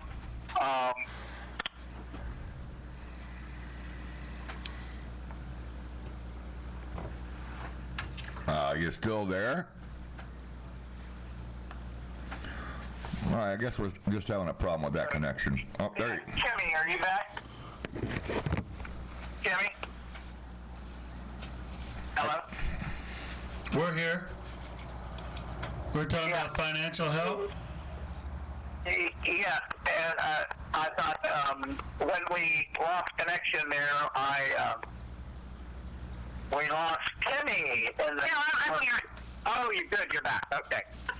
So And Lon's question was, Kim, did you hear that about the financial help with, and I talked about, mortgage companies and... Financial planning, because so many people think that it's not for them, they can't do it. How do you make it easier with the financial people who can help them put their money in the right place or invest it or to make an investment like a home? Well, a home for sure is one of the single most long-lasting investments and probably one of the largest investments that most folks are going to do. We have financial planners that work with people that, if they want to go into their savings and borrow, or they want to use part of that, we kind of turn it over and let them talk with them to work out those kind of issues. The mortgage broker. There's so many people. Yeah, well, we have a lot of mortgage lenders. If someone has credit problems or something like that, we have a whole team full of people to work with different levels. From the lowest to the highest. So just depending on that individual situation. And if we're working with a seller, Ron, let me say that we find that out working with a buyer up front so that we're not wasting the seller's time with even bringing them a contract. That would be one of the worst things to do is to write a contract with someone, and by law you end up taking their home off the market for X number of days, but the person really is not qualified to buy that home. We pre-qualify people. I mean, it's part of our responsibility to the seller that we bring them only qualified people in that bracket. I agree there. And there's people listening right now. So many people are renting a home, renting apartments, and they're paying $1,200, $1,400, $800. I mean, isn't that close to a house payment? How easy can they kind of just make that move? And don't they need to make a call to you guys maybe and at least get some information from you? What number do they call to get in touch with you guys? Here's one number is 727-631-5540. And Kimmy, I use speed dial for you. I don't know if you're... Yeah, we try to keep it moving. My phone number is 727-308-8675. You can also go on our website. Even though we work as a team, we have separate websites so that you can check the MLS listings to see what's out there as far as for buyers. And as far as sellers go, we really try to get the word out and educate the sellers that actually want to sell the properties because inventory is low. We actually go a little extra mile for buyers. We call for sell by owners. We set up appointments for anything. We work our little tails off to make everybody happy. The seller situation out here, like I said, the inventory is a little bit low, and they're just as scared as the buyers. I just thought that was an important point to make. I think what happens is they expect so much for their house, to sell. And like I said earlier in the conversation, be worth a lot of money, and they have agents that will just come stick a sign in their yard. But we work really hard to connect buyers and sellers. We just don't zone in on sellers or just buyers. We really try to connect the best fit for each other. And if there is financial issues holding someone back, from buying, you never know until you call. The first step is definitely getting pre-approval. When you suggesting? Yeah, absolutely. That was what we were talking about. You can't let a seller take their home off the market without knowing that the buyer is qualified. But what do you have to say to the people out there who are renting right now, paying $1,400, $1,600, $1,800, or maybe even $800 or $900 a month renting? Oh, for the rent. Yeah. And you know what? It's funny because the rent here, I would say in St. Pete, compared to Tampa, just as an example, you rent something about $1,300 to about $100 more over in Tampa.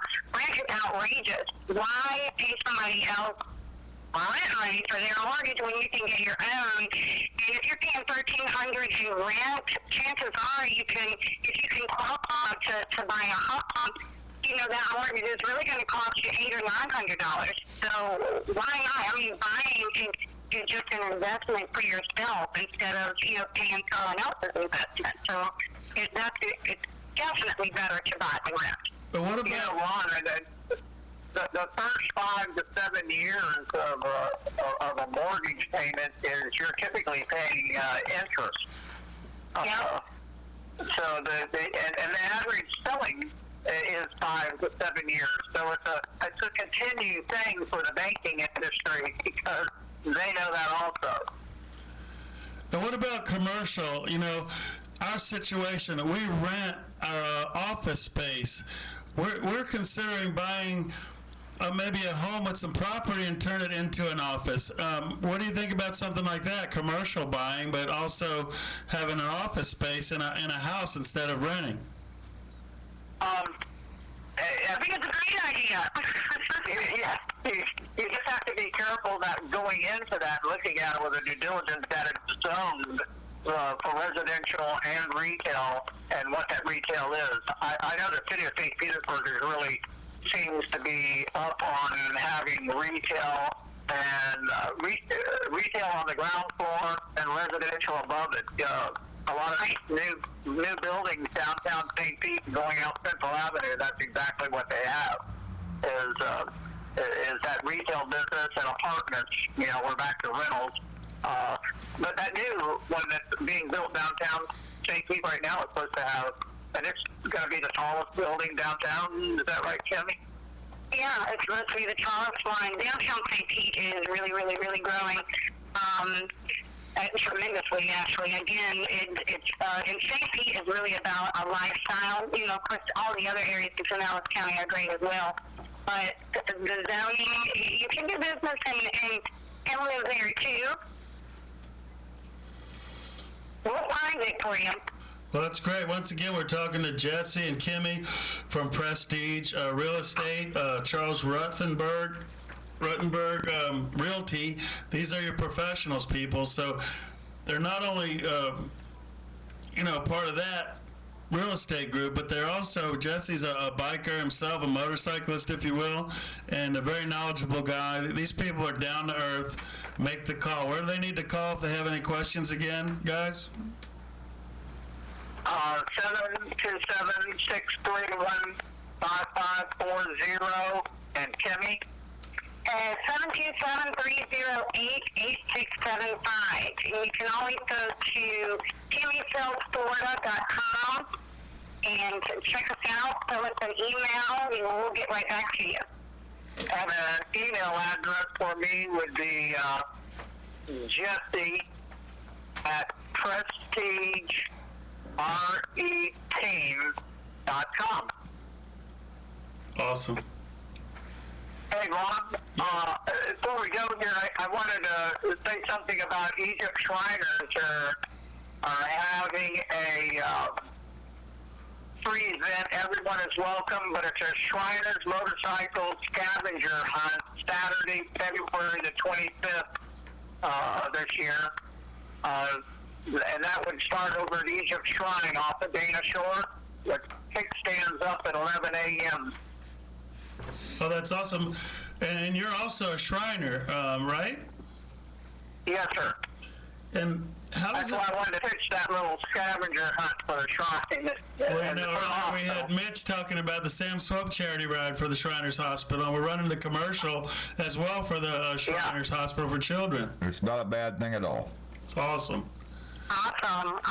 Well, if you could get us that information, we'll put it into the Born to Ride system, borntoride.com. We'll get it on the magazine and the events update as well. And we can't do enough charity like that. And, that's what it's all about, is helping the community stay positive and documenting the biker lifestyle in a proper manner. There's a lot of great people out there doing great things, and thank you for bringing that to our attention. Please get us that information, get us a link, whatever it takes. We'll put it into our system. Right, Craven? Absolutely, and we appreciate you guys calling in tonight, and we will be talking to you again soon. So it is Prestige Realty, and Kimmy and Brian, we got Jesse, sorry. That's because I saw something over there that said something. Oh, Jesse and Kimmy. There you go. I got it now. Wrong note. All right, well, you guys have a good night. Thanks for calling in. We'll talk to you again soon. Thanks for being on Born to Ride Radio. Thank you, guys. Okay, thanks for having us. Oh, it was awesome. No problem. Man, I'm telling you, Craven, what great calls we're having tonight. And, I think it's important that we have diversity of calls and businesses and people in our community that do things. Like I said, Jesse is a biker in the community. He's calling in Born to Ride Radio. He's out there, and people, he can help you and Kim as well. They have a great team there. Feel free to give them a call anytime. You can see his ad in the Born to Ride magazine, our website. When you come to buying a home and making that choice, it's real important that you call the professionals, right? Yeah, I agree with that, man. You got to be dealing with somebody who knows what they're up to and what they're doing. And you know what? And that's what it's all about. I guess either we know what we're doing here or we don't know what we're doing. From time to time, it can go either way. So it is Born to Ride Radio. Ron Galletti and Craven. We're still rocking this thing out. I almost played music again. I don't know. We'll play a couple of tunes. We'll I got some build up because we got a lot of calls waiting. And but, I got a lot of talk to them off the air, and then we'll get them to call in or get on the air. Well, I got some stuff that you brought in that's pretty good, and it's local people, and hell, I guess we could even play Bobby Friss if you wanted to, right? Everybody likes him. No, all right. Let's do the rock bottom thing then. Excuse me. Oh, now he's sneezing. That means he doesn't like the songs that I pick out. Play anything, man. Yeah, we're all good. Stay tuned. It's Born to Ride Radio on the Party Pirate 102.1 FM Pirate-Radio-Network. Check us out. We're online, baby.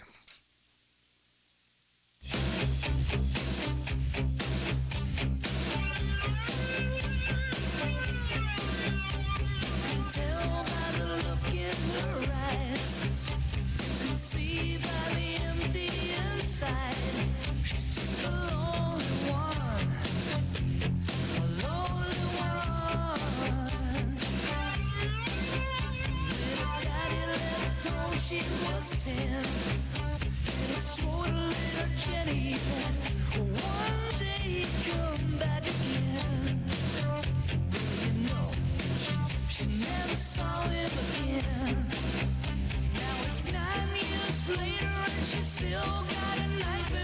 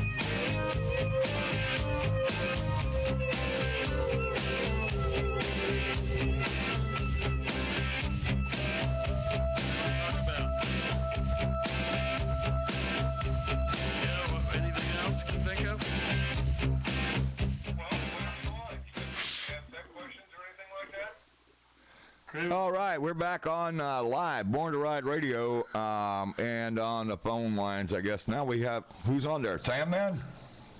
Absolutely. All right, cool. So, since last time Sandman called, Graven, I know you have a few questions that people have called in and wanted to ask Sandman. Do you have those questions? Maybe we can ask Sandman some of the questions that people want to know about some technical stuff. I know some of it was about that love jugs. We'll get to that. But yeah, but some of those other questions about technical. They want to know why people call you Sandman. That's a technical question. Really? Guess I was born that way. Well, last name is Sand, that's why. Oh, well, there you go. Well, anyway, so... And when I was in the Air Force, I got nicknamed that, and it's stuck ever since. Right? Was that because you crashed a fighter jet into the sand, or... No. Oh, never mind. I didn't fly planes. Oh. I was in the Air Force. That's what I said.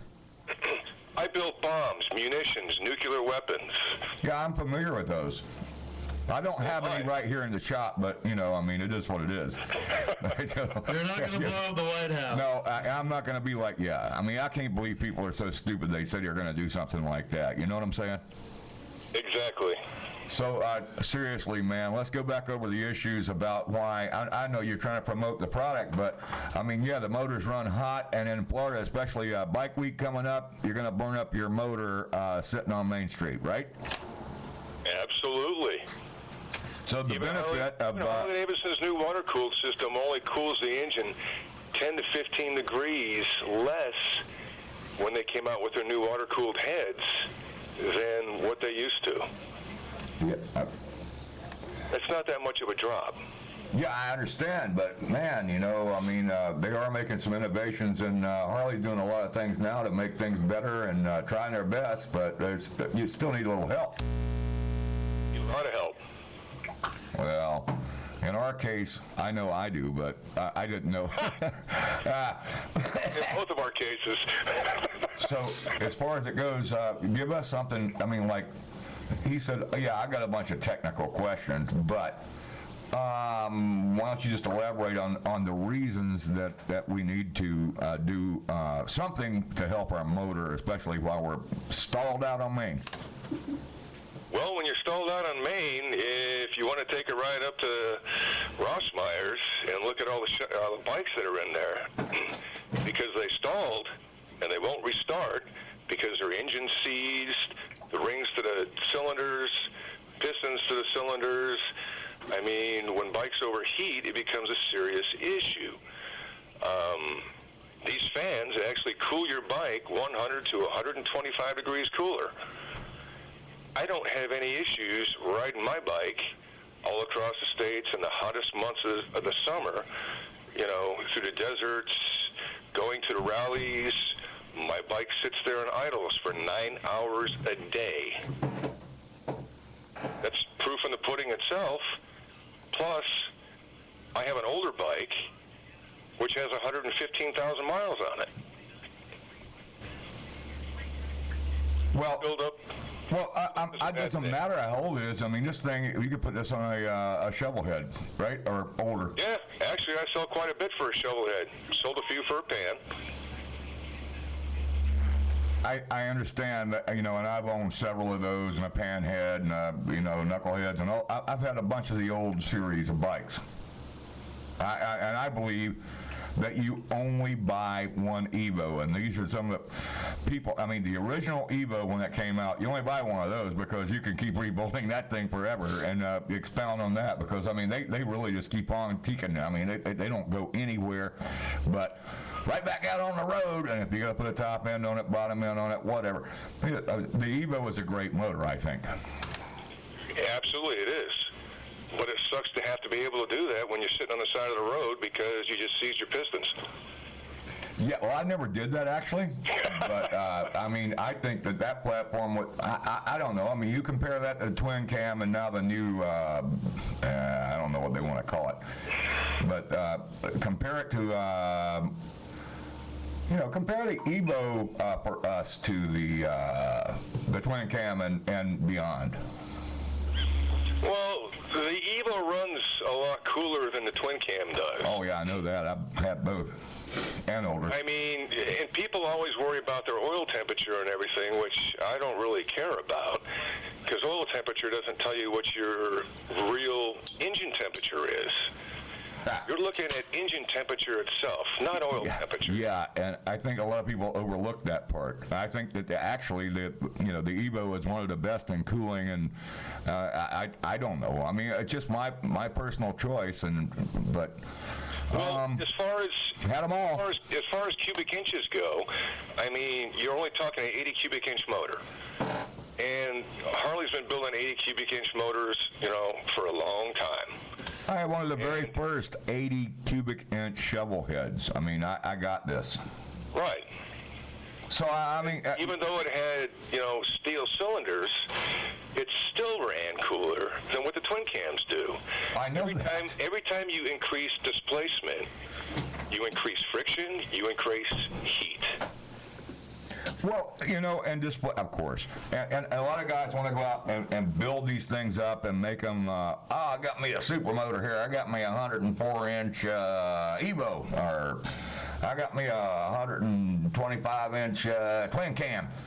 Well, the point I'm trying to make is that I think a lot of people overlook the fact that, oil temperature, probably not that important. Well, it's not, because oil temperature the motor's burning at a certain point, and then it starts breaking down. If you look at engine temperature and exactly what the cooling qualities are in the oils, you're going to find out that everything's breaking down a lot quicker. I got that. Tell you how many times I've been caught on I-40 going west, going through Arkansas, when that's Arkansas, it was summertime. Yeah, Arkansas. Yeah, Arkansas. Yeah. Going, in the middle of summertime when you're stuck in traffic because they have 33 miles of construction that they're doing. Oh, you must have went up 75 this last month. No, actually, all the construction has moved on off of that stretch of I-40 from Memphis to Little Rock. Yeah. But, I mean, God knows how many times I got caught there throughout the years before I got these fans, and I had to pull over to the side of the road. I had no choice. I had to sit there and cool down before I seized my engine. Anymore, I ain't got to worry about it. I just sit there and idle like everybody else. Well, you know what? The wind is the wind, and evidently this thing creates enough wind to keep the motor cool enough to make things happen correctly. And that is, we're not burning up our cylinders, pistons, and everything else. And I mean, I look at it for what it's really worth, because you can tell when you're just sitting there and your legs are burning, and you keep trying to get them wider and wider just to hold the damn bike up. A lot of times people will park it. Probably the worst thing you can do is just park it, because even if you're just sitting there, I don't know, any kind of wind is better than nothing, if I remember correctly. Well, absolutely. And oil coolers don't help you unless you're in the wind. Exactly. If you're not moving, oil cooler's not going to do you nothing. Exactly, and that's what I was trying to get to some of our listeners and viewers, and try to get the facts on what it costs you to overheat your precious motor, no matter what kind it is. I mean, if it's an Evo, right? If it's a twin cam, okay. All the way back to shovel head. Think of it like this, Craven. It's a life insurance policy for your engine. All right, and I was one of those smart asses that said, all right, well, I got this warranty, and the warranty pays for everything, including a new motor, allegedly. Do you really want to go down that road? I do not, because it does not really pay for everything. Even if you want to buy the additional extended warranty mess that they try to promote. And my last twin cam never had an issue, but the warranty did cover it. And I can tell you this, never had a problem with overheating, but the transmission versus motor seal, which I don't ever really understand. I haven't figured that one out yet. Started leaking, and of course they took it apart and fixed it. And it cost me, guess what? Nothing. Well, as it should in a new bike. Right. So. And the service plan, I mean, Actually, for somebody like me that rides around the country 3-4 times a year, the extended warranty that I had on my bike was absolutely fantastic. It really was. It covered my flat tires. It covered towing. Oh, yeah, I had tire and wheel, too. Yeah, it covered hotels. It covered food for the night, whatever. I mean... Hey, that's great because, you know, I want to find out where I can buy the insurance, bike or no bike. And I want to find out where I can buy that because I would like to have a hotel room somewhere and some free food, if you know what I'm saying. Exactly. Yeah. Anyway, well, I'm just...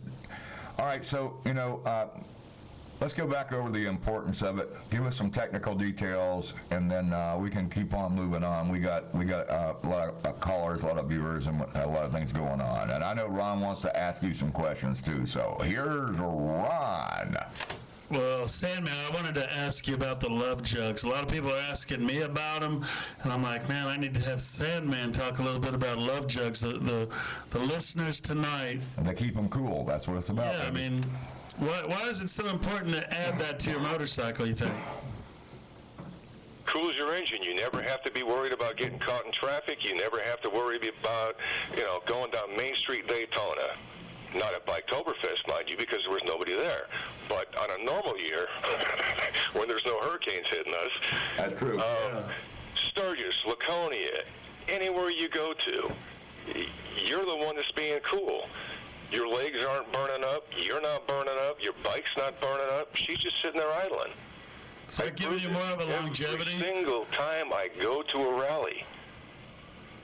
That gives you more of a longevity to your engine then, right? Yeah. In the long run. Absolutely. Absolutely. I agree with that. What does it do to your oil? Anything?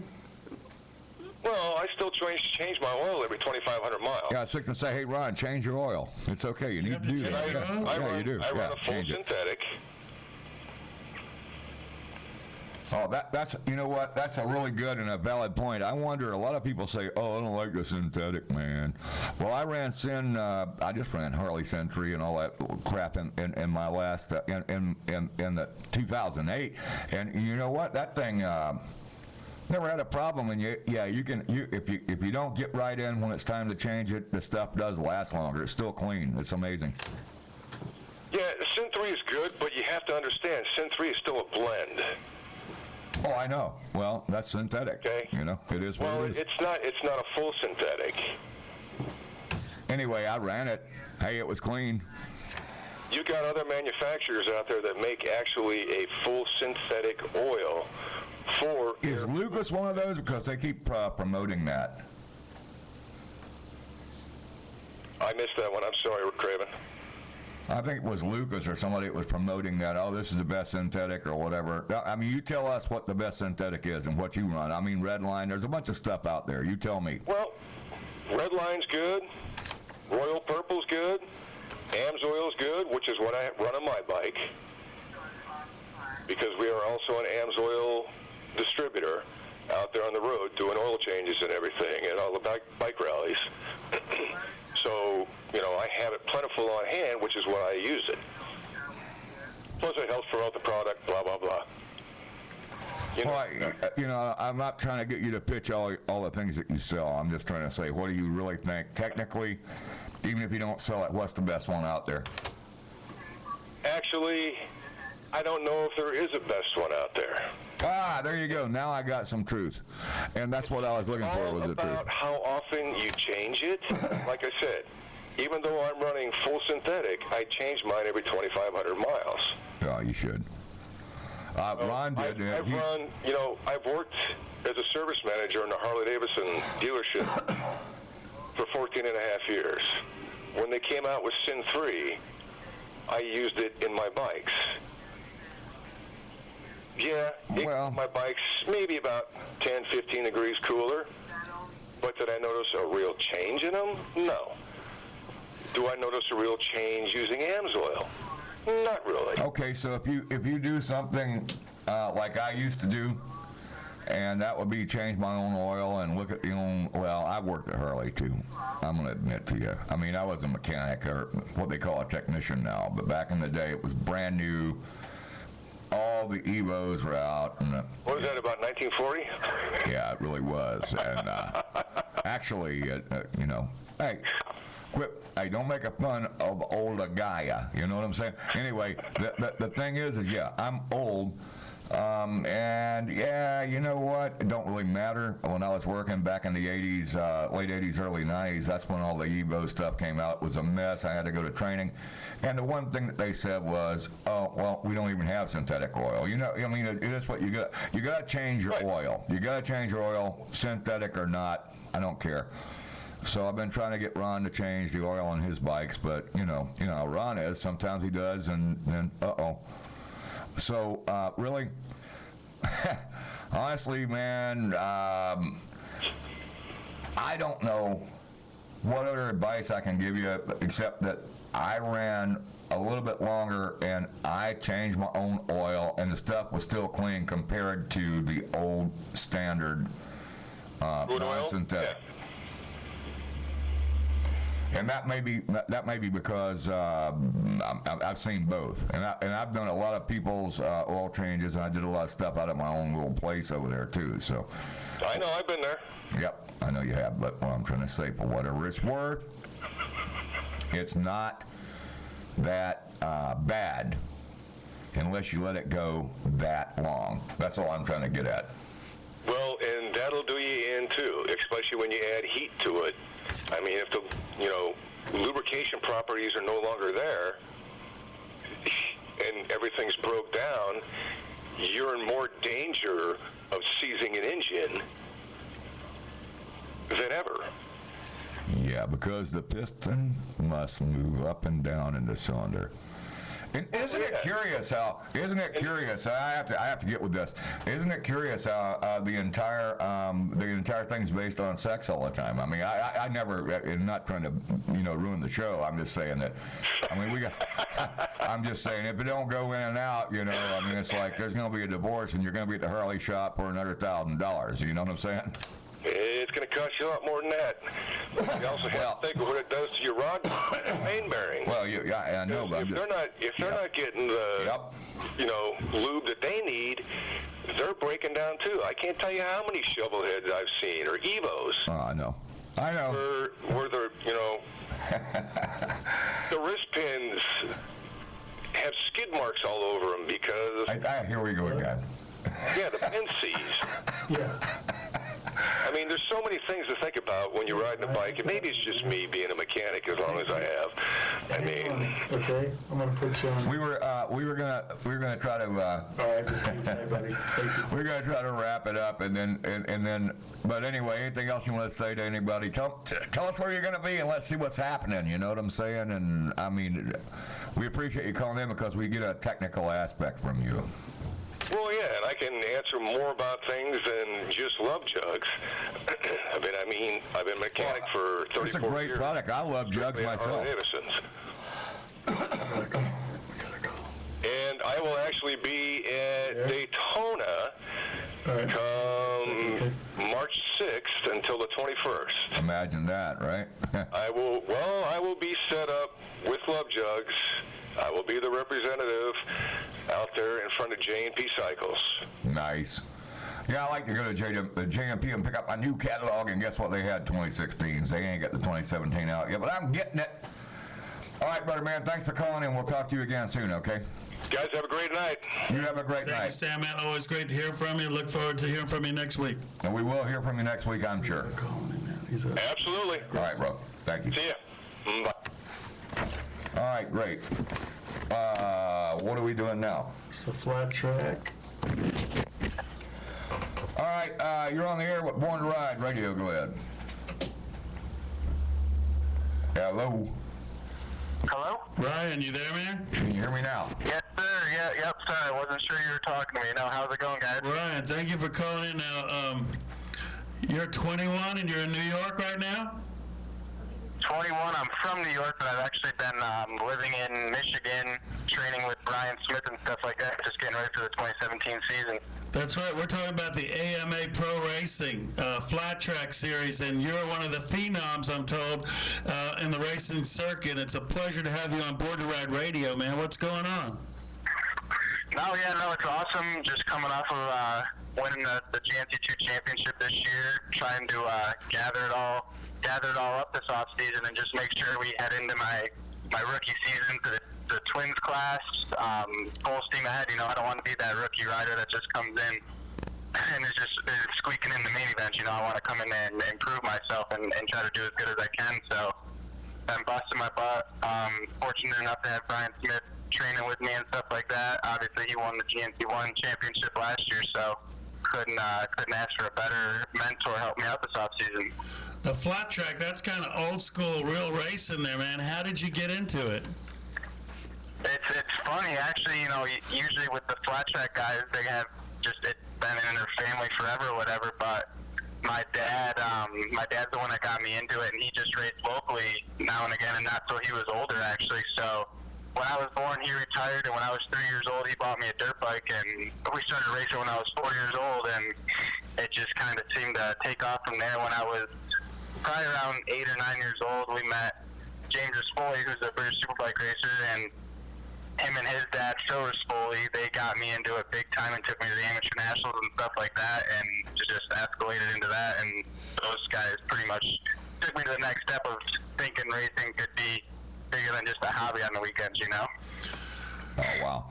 I had one question, though. I mean, does anybody ever look at it? Because what Ron just said is true. It's so old school, flat track racing. It really is. Yep, absolutely. No, it's super old school. I mean, everybody, when you go to the MotoGP races or the Supercross races, it's definitely a whole different atmosphere than when you go to a flat track race. And the people. What's that? I'm sorry. I was going to say that isn't it more affordable for a race team to get out there and really race, because it's not asphalt, it's dirt, right? Hell yeah, no, it's dirt. I guess I would be a bad person to ask on how it would compare expense-wise, just because I've never road raced or anything like that, but I've heard certain things, road racing are super expensive, but I know the road race, like the Moto America Series isn't 18 races, I don't think, like the American Flat Track Series is this year. So I'm sure there's definitely some pros and cons that would make it deter each way, but I'm just not positive either way, I guess. Well, I'm talking about how hard it would be or easy it would be for the shop, a Harley shop in that particular city to get a flat track team and start racing at a local track, and rather than a nitro fuel burner or one of those big road race bikes. So I think it's more for the common man. I remember we used to have flat track here in Tampa Bay, and Steve Moorhead, who was a legend back then. Hey, stop it. Remember Steve Moorhead, that racer? Yeah, he's in my family. And he used to come and race these young guys, probably your age, and he was about 40 at the time, and he'd just kick their asses, man, because he's just unbelievable racer. What's the size of a flat track? Is it all just one size, or are they different size tracks? Nope, so you got the TT course, which will be like our opening round at Daytona TT for the first time ever. They're going to do a TT at Daytona. Then they got a short track, which is anything pretty much smaller than a quarter mile. Then there's the half mile, and then the mile, like the Springfield Mile, big famous. Yeah, that's a long way. Track will race on. Are they all ovals? Yep, except for the TTs. The TTs they'll have a right-hand turn and like a jump in them, just to mix it up a little bit, make it a little bit more technical. Like the Peoria TT, I'm sure you've heard of. That's the big one we go through every year. So you've been racing for quite a while, weren't you? You have been racing quite a while. I wonder if you remember the good old days and the history, maybe from your dad or granddad or whatever, about the old board track stuff. I don't know any memories about it. I've just seen random, like you'll have board trackers come to the races now and again, and it is definitely wild to me that that's what they used to do. It's just pretty cool to see that that's how it all began. I mean, that's pretty crazy to be racing on. It was. No? They built, yeah, absolutely. Because I was going to say, I don't really know all that about it, but I've been watching some movies, and I've seen some stuff about some of the old history of flat tracking and hill climbing. And hell, when I was a little kid, I had scramblers, and we had a huge sand dune thing, man, out there behind the house where I lived, and we was out there knocking ourselves on and off the dunes and up and down. And I remember the history, and they were like these guys are racing on a surface. And all it was just lay down, a track that was made out of something that you can't get any grip on. It was like, all right. On the flat track, at least you got the opportunity. You can dig down past the top of the sand and get something going on. So you can expound on that if you want. I don't know, but holy moly, that was a lot of stuff. There's no traction there, if you know what I'm saying, on the board track. Yeah, that's what it's like. It's crazy to think about, just the fact that you're on wood, and like, man, that's it. There's no like changing that, at least with dirt. Yeah, like you said, they can prep the track, make it better, make it worse, but you're pretty limited as far as that. So it's pretty crazy that they all had to adapt to that. But I mean, I guess at that day and age, that was what they had to do, and they made it work, right? What do you ride on these races, Ryan? So last year I raced Honda 450s at the majority of the races, and then at 6 of the rounds we raced Kawasaki Twins. But this year I'll be on all Kawasaki and Harley XR 750s for all of the 18 races this year, because last year they had both classes, like the GNC1 and GNC2 class, riding twins and singles, but now for this coming season there's a singles class and then there's a twins class. So whichever class you choose, you'll be riding the same kind of bike for the whole. Did you get the sponsorship from Kawasaki, or you just are they just better bikes? It's tough. I didn't get any sponsorship from Kawasaki this year. The Kawasaki's are a bit more affordable as far as maintenance and upkeep than the Harleys for a privateer standpoint. You can build a Kawasaki and then you can maintain it just like it's a 450, where a Harley, you got to pretty much tear it apart every single race. Oh, yeah. We were discussing that. Technically, that might be the thing, and it might not. Harley's a great bike, though, and it is what it is. Oh, absolutely.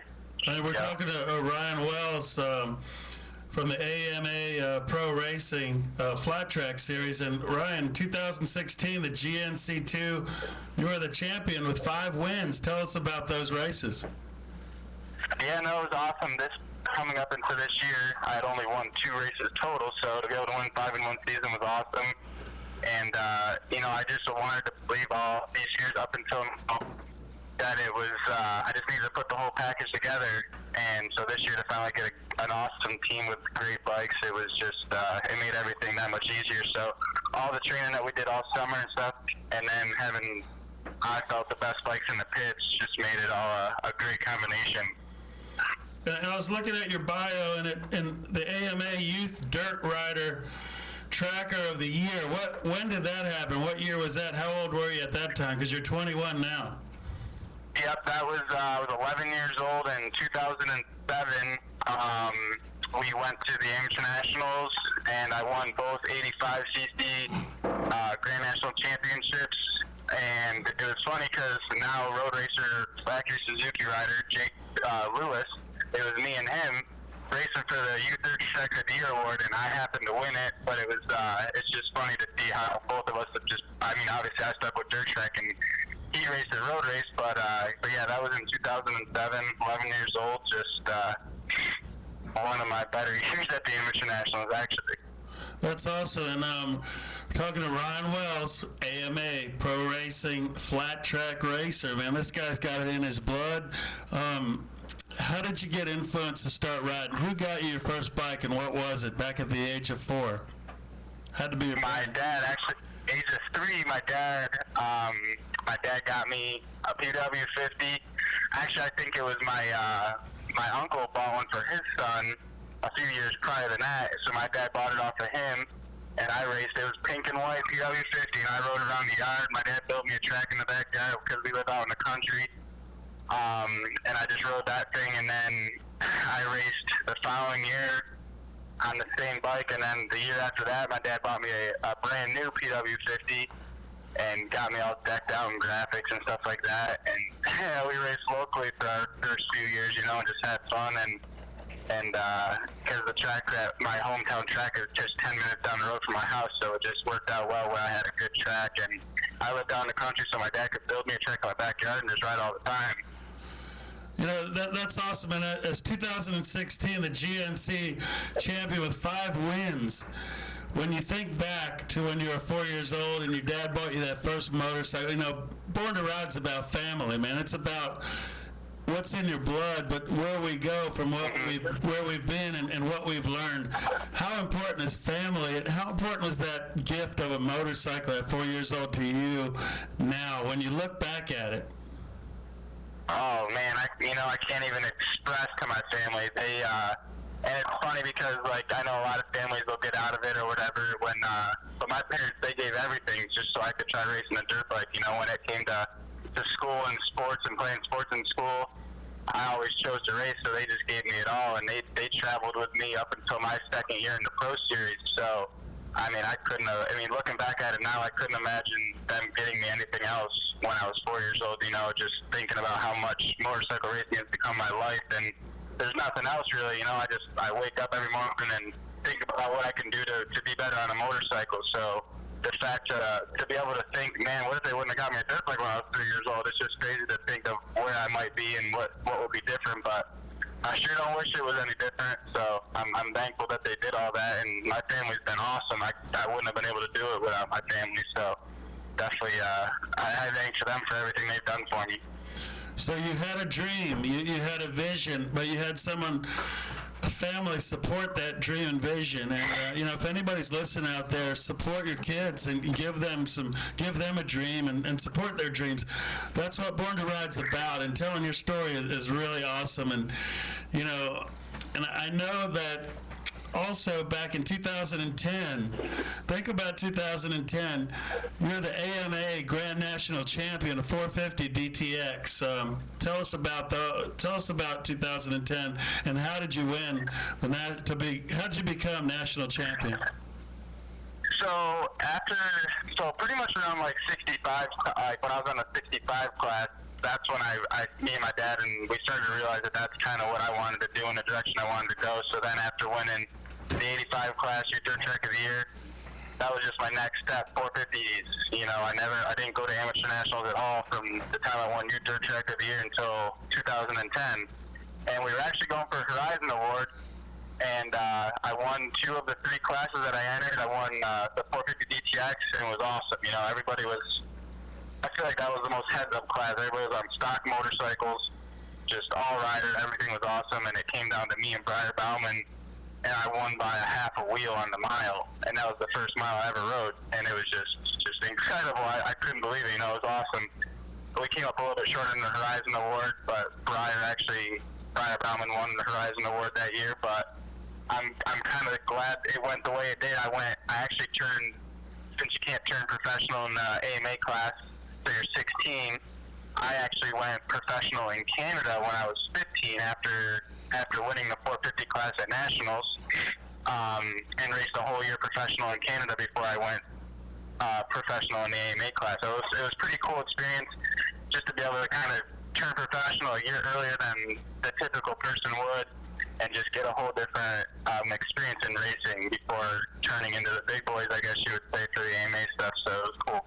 That's awesome. Now, Ryan, how important is the start of a race? And then how important is, do you keep the same line every lap, or do you switch around on the lane, or, you know, on the track, or do you try to stick in that same line that you race in? What's the secret to your success on the track? So, man, I got a couple hole shots with races that I won this year, and if I get a hole shot, I'm not moving off the line that I've been on unless I get past. Then I'll change my lineup and try to adapt to something faster. And I guess you would, if you're leading a race, if I lead a race from start to about halfway, I'll take a peek over my shoulder and just see if anybody's like catching me. Because obviously, if they're not, I'm just gonna keep doing what I'm doing. But the start is the most important. I don't care what anybody says. The start is the most important part of that race. It seems like your world can get flipped right upside down at the start line, whether if you get a bad start, and it just makes you ride uncomfortable because you're doing what you're not used to doing. Especially, I had a couple races this year where I won my heat race, thinking everything was good and we'd be in awesome shape for the main event. Then I get a bad start in the main event, and I have to ride in places that I never had to ride all day. So it wasn't what I was used to for the day. So it just makes everything more complicated, and you gotta kind of figure it out pretty quick, because when you're in the lead, seems like the main event that's 15 laps takes forever, but when you're staying 6th, 7th, trying to make it up to the front, them 15 laps go by pretty quick. So it changes the whole perspective of the race for sure. And how many racers are in a race? Is it the same every time, or they get 2 lines, or is it just one line across, or what? What are you saying? Like the racing group? Like the line? Like when you're at the starting line, is everybody right there with their wheels right there ready to go, or is it 2 groups, 2 lanes, one behind you? There's actually 3 lanes. There'll be 18 riders in the main event, and it'll be 6-6, and 6. Yeah, but you line up. I think what he was trying to say, we're talking about, is it like a NASCAR start? You know, when you just got side by side, or you guys go like 3 wide, right? No, we go 6 wide on each row, and then the 3 rows. Okay, so, all right, we've established that y'all are all crazy. It's not a problem. 6 wide, really? And if you don't get out there in front, you're going to get 8 up, right? That's what I mean, especially if you're on, like, the 2nd row, and you get a bad start, and you're just getting swarmed. There's like I said, 18 guys spread between just 3 rows. It's pretty crazy. So where do you want to be, in the middle? If you're on the front row, do you want to be on the inside, the middle, or the outside? If I'm on the front row, I never typically want to be on the middle. If I'm on like a cushion half mile, I'll go all the way to the outside and just rail the first corner all the way on the outside. Yeah. Explain about the cushion, because, you know, that's part of the I don't know, it's the makeup of the track. A lot of people don't understand what the cushion is, and you know, give us a little bit on that. So cushions, like if you're going to go out to a typical asphalt road and go to the side of the road and there's the loose pea gravel, just a crushed up dirt, that's basically what a cushion is. To easily explain it. And but yeah, like on a groove track, like at Springfield Mile, I'm gonna put my bike on the outside on the groove and get the most traction I can. But if we go to a small track like Daytona TT this year or Daytona Short Track last year, I'm gonna get as far inside as I can, make sure nobody can get underneath me in the first turn. Right, and that's why I said that. I mean, the limited amount that I actually saw it.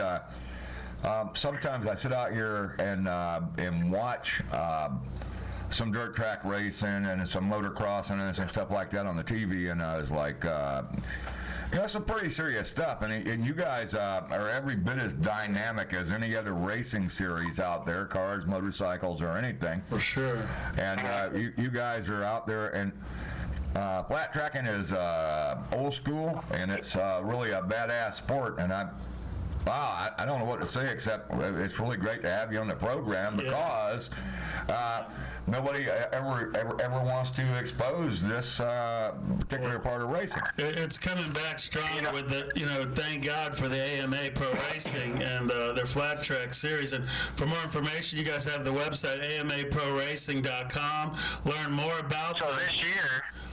Just to cut in a little bit, I mean, the new series for AMA, it was AMA Pro Flat Track last year. This year, they got a whole new rebranded name, American Flat Track.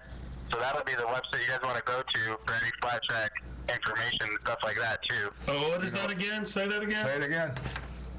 So the whole new series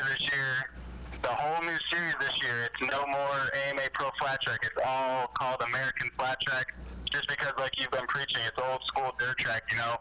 It's kind of a thing in its own, so they've re-switched the whole name. It's the home series this year. It's American Flat Track. AmericanFlatTrack.com. People can check it out.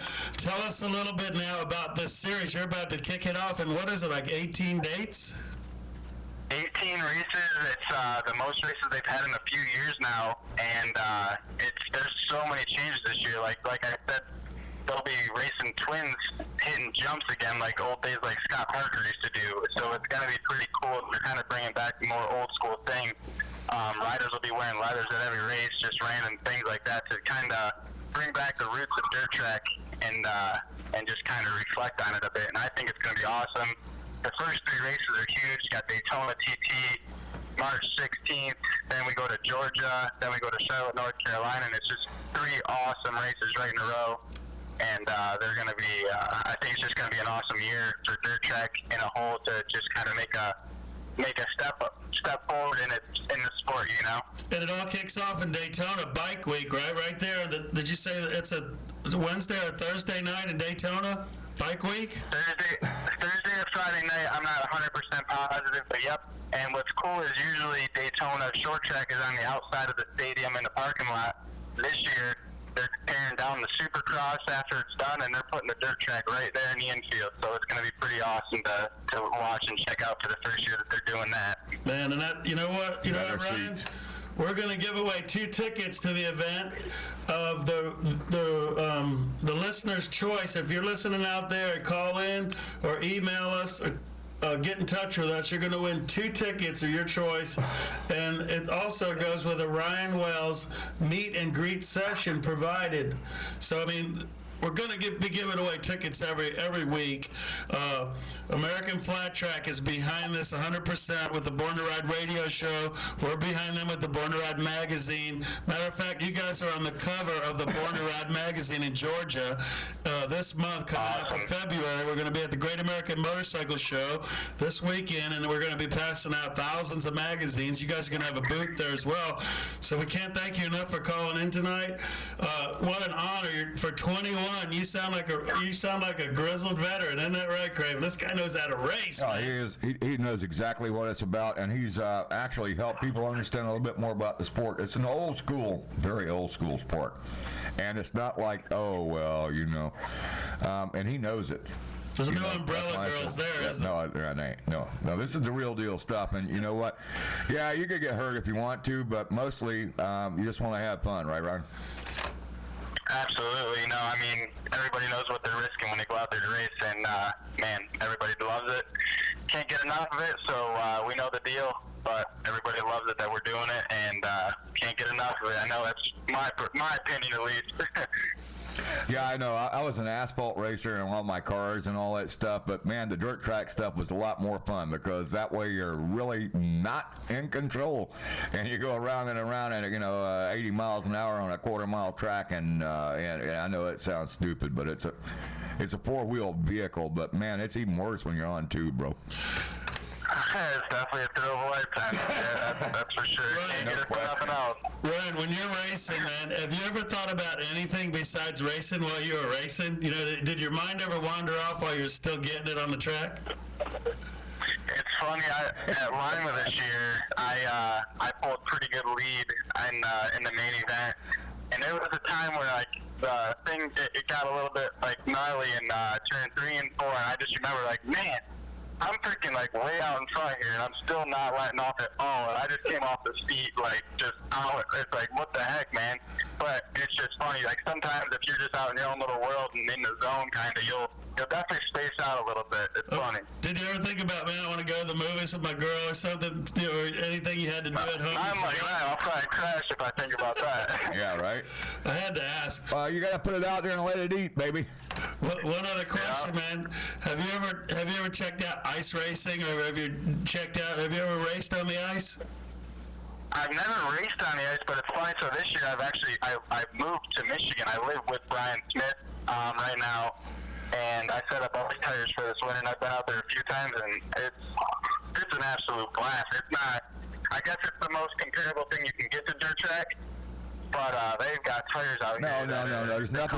There's nothing insane about dirt track. Ice racing is absolutely insane. And if you've ever been there and seen it like I have, we had it down here in one of the what we have it at the Ice Palace. Yeah, the Ice Palace at Assembly Arena now. But they used to come to town. The British, the guy from Britain, and they'd come on a circuit every year, and we'd always work with them too. They were on the cover of our magazine before, and it was such a short track. It's almost like once you got a hole shot, you weren't losing it, and by the time the race was over, you didn't lose. Yeah, it's not. It's a real insane sport.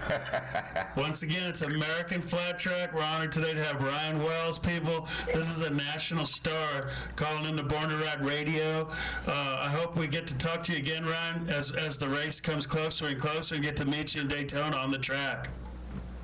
Absolutely. No, I definitely look forward to it, and I appreciate you guys having me on the show. And I'm glad I could give you guys more information and just share a little bit about the sport that we all love. Man, that's awesome. Do you have a Facebook page or a way people can get in touch with you if they want to say hello or check out what you got going on? Absolutely. That sounds good. What's your Facebook page? Oh, my Facebook page. Just Ryan Wells Racing.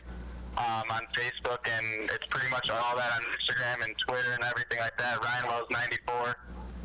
You can find me anywhere.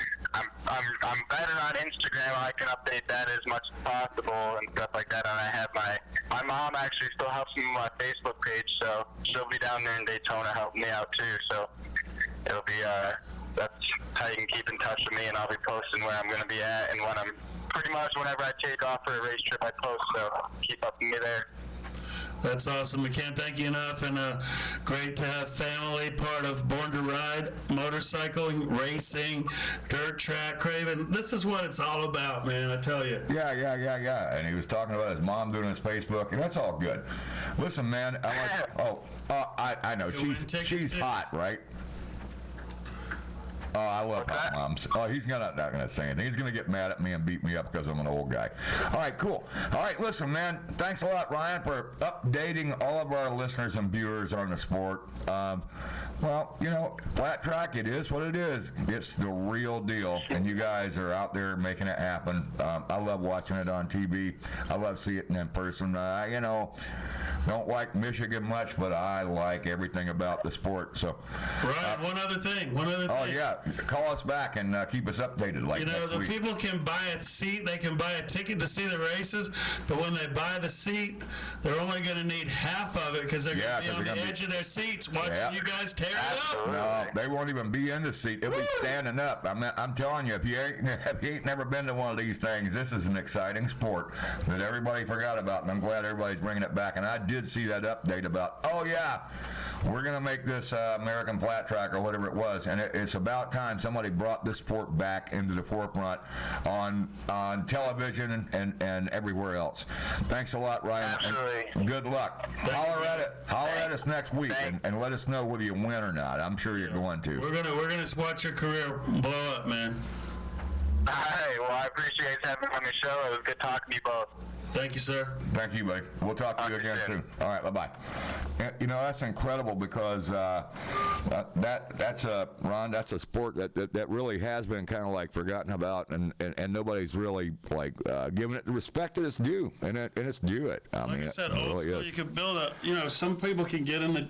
You want to give away some tickets, man? I got it. 813-756-6444. First caller in, maybe we'll give away some tickets. All right? Yeah, all they're going to do is call. Let's see. Oh, that line's open. We got one open line. Let's go. 813-756-6444 for Born to Ride Radio. And, yeah, we're down to the... well, we got, you know what? We still got another 30 minutes left to go, Ron. So should we take the break now and run the... Yeah, let's take the break now because I got Rob Brooks calling in, a journalist from the mountains of Georgia. He's going to fill us in on some great book he wrote and some other stuff.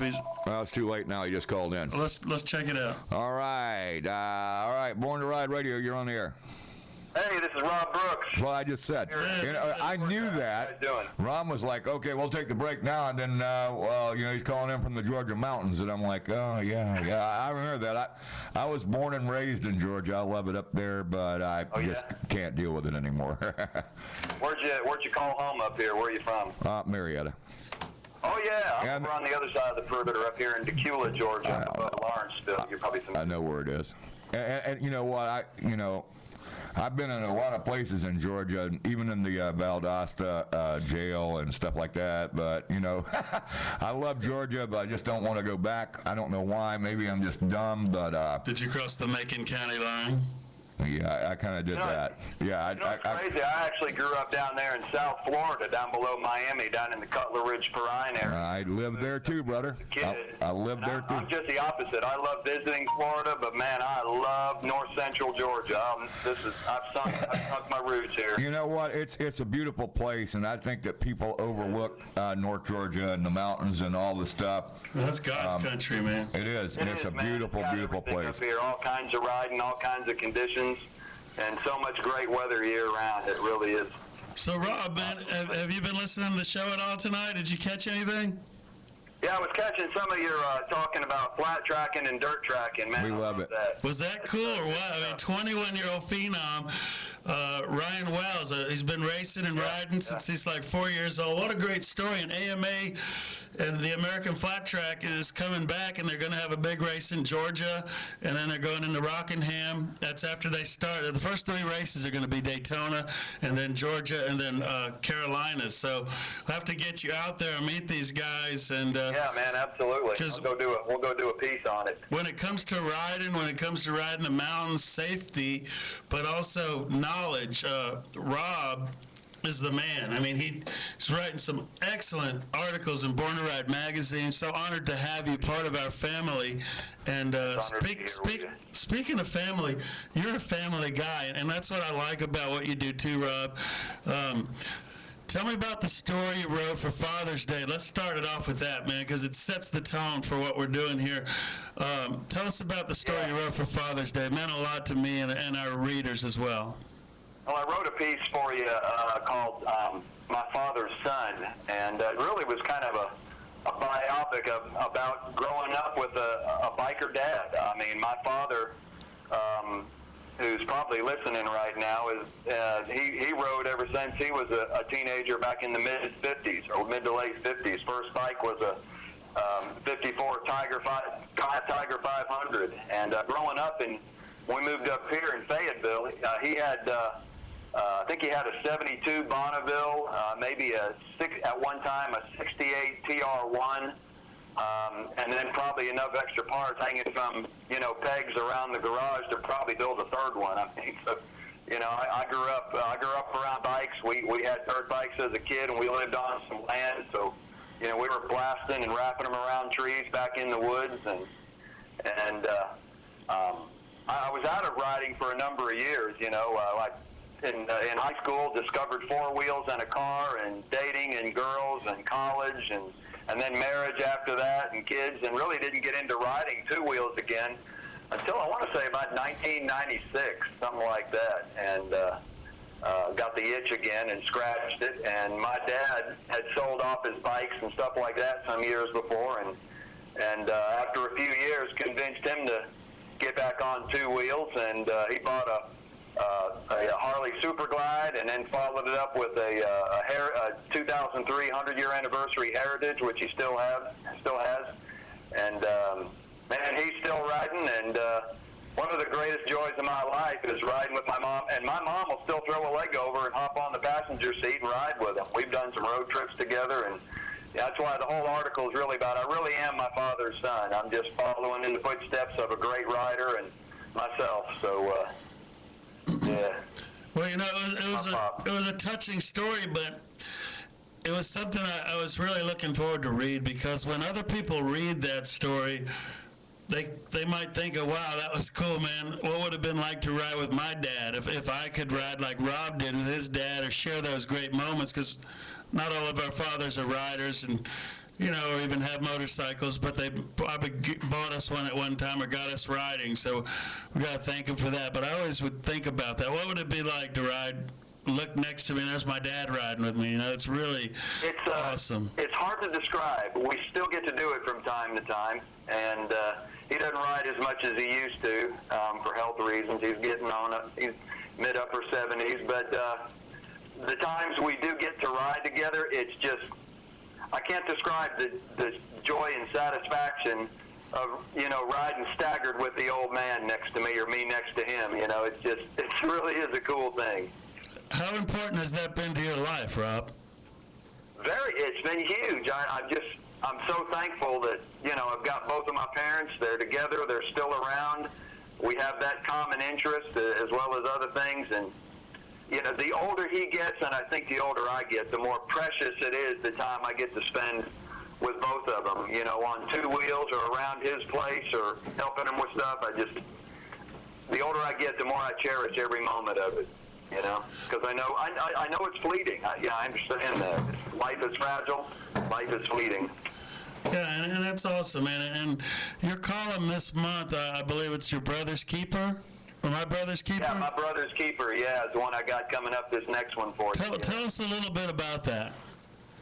Well, I really wanted to, I haven't seen many people really write personally about just the brotherhood of the road, as I call it, that as riders, doesn't matter what kind of bike you're on, there's just there's a camaraderie that is just kind of unspoken. I mean, everybody sees the fact that we wave at each other, 2 or 3 fingers down, just kind of acknowledging each other as we go by. But it really goes deeper than just, hey, you're on 2 wheels, I'm on 2 wheels. There's kind of this unspoken understanding that you're a brother, you're a sister if you're on 2 wheels. I mean, I've been the recipient of what I call biker goodwill when I've needed help and people just pass me by on the side of the road, but a rider will stop and help me, and I've been able to do that on numerous occasions too. And the article addresses some instances and opportunities like that, and that we share not only a similar passion to for riding, but when you're around riders, there's just something different about the way that they relate to each other. It doesn't matter what their socioeconomic, religious, cultural, political, whatever differences might be. When you got motorcycling in common, it breaks down a lot of barriers. For sure, man, and you always have something in common with people like that, and yeah, absolutely. It's a really amazing, isn't that right, Craven? You always put me on the spot. Let me tell you, you're right about that. I mean, I don't know. I'm a writer too. I wrote something about one time when I don't know, busted a belt and people picked me up and molested me. No, that was his daughter. Anyway, it is what it is. I ain't gonna talk about that. I'm just saying, man. You know what it is? Because you're out there, you're trying to enjoy the highway, and you're trying to have a good time. And you always run into people that have a like interest and a common interest when you're riding a motorcycle somewhere in the middle of the desert or the mountains or wherever in the country you're going. It's always something new and different every time, and it's very positive because it's like, okay, well, let's look at it this way. What do we have in common? Well, we ride motorcycles. Why do we do this radio show? Or why does Ron have the magazine? I mean, it's about motorcycling. It's about being, free, and it's a good freedom. It really is. And it's about the shared experiences on the road. I mean, correct. Try to describe to somebody, what it's like to be blasting down the highway, with wind in your face, and you can feel the temperature changes, elevation changes. I mean, it's very visceral. And somebody who doesn't ride, who's a cager, who just takes covered 4 wheels all the time, they give you that glassy look, and yet another rider, you start talking about riding and they light up. You can tell riders sometimes before they even tell you that they're a rider. You can see it in their eyes, and it's an amazing thing. What about when you can smell like the pine from a pine tree and going through the forest, or or here in Florida we have the orange blossoms, man, and you can smell them. Oh, gosh, yeah, man. And even roadkill, man. You get the sense of riding. Man, what's roadkill got to do with it? Man. It's the sense of riding. And the guy in front of you smoking a cigar out of his car, you can smell it. It's a. Yeah, you can smell it as you're behind him. It's interesting. And the one thing, you're right. And the one thing that I hate is when people use their, when they're putting their windshield washers on. You're behind them in the car, and then all of a sudden you're in the rain, and it's a beautiful day. I hate that. It's in broad daylight sunshine. I know what you're saying. Yep. Now, Rob, riding out there in the mountains and the hills out there, have you ever had any close calls with wildlife? Yes. Yes, I have. Because that's dangerous stuff, man. Yeah, and you will. And what I used to tell people, it's not about if you have an accident. It's about when, because you will have an experience with a deer, a possum, armadillo, you got a bear up whatever, there too, man. Tell us the story, Rob. Tell us the story. Tell us about it. I was riding back a few years ago. My oldest daughter, for her senior trip in high school, this was several years ago. She's been since graduated from college and grad school and everything, but for her senior trip, she didn't want to go to Daytona, didn't want to go to Fort Lauderdale, didn't want to go on a cruise. She wanted to go on a road trip. So we loaded up the bike, and my daughter hopped on the back, and we hit the Blue Ridge Parkway together for several days. It was awesome. Part of the parkway up there, we were around in a corner, and I could see in a corner ahead of us something black lumbering out of the side, lumbering out onto the road in front of us. Dadgum, man, as we approached it, I started rolling off the throttle, and a small bear, a little black bear with two small cubs, was sauntering across the road up ahead of us, you know, getting ready to go into a right-hander, a turn. And that was like, man, my daughter was freaking. She was trying to get her camera out of her jacket pocket to, you know, get a shot of them. And, of course, we just slowed way down. I wanted to make sure they were plenty off the road so I wouldn't be threatening to her in any way. But by the time we got up to them, you know, they had crossed the road and were down in the brush, and we out of our sight. But you talk about a scary but thrilling experience. That was nothing short of amazing. I'll always remember that. You always have to be careful out there, and even at nighttime, it's even worse with your beams of light can only go so far. Now, you also had an experience, something about riding naked, man. What were you talking about there? Because that's coming up in the next issue. Everybody wants to know. No, let's clarify that. Right, I know, but it's one of those cool titles where it gets people's attention. So tell us about this bike, the Suzuki you rode. Were you riding naked, man?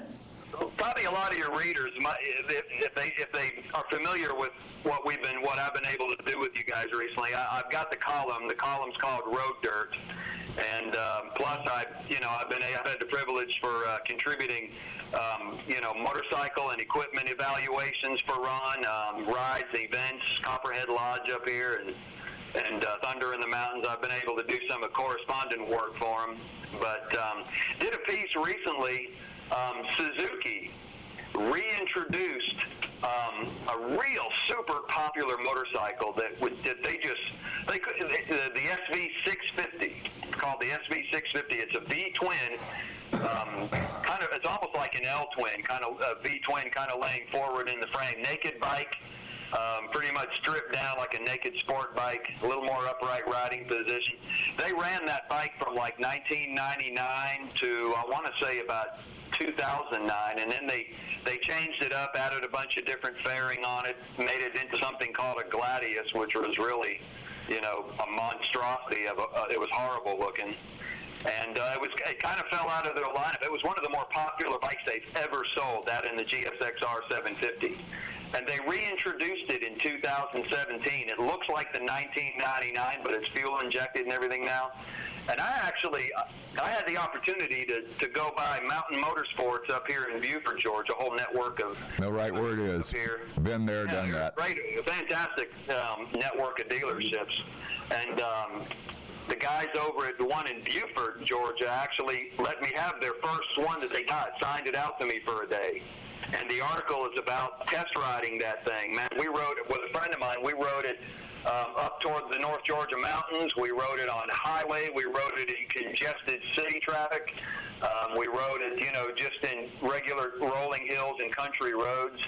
And the reason I was so thrilled about it was because I actually had one for a while. I had a 2001 carbureted one that I got from a guy for like $500.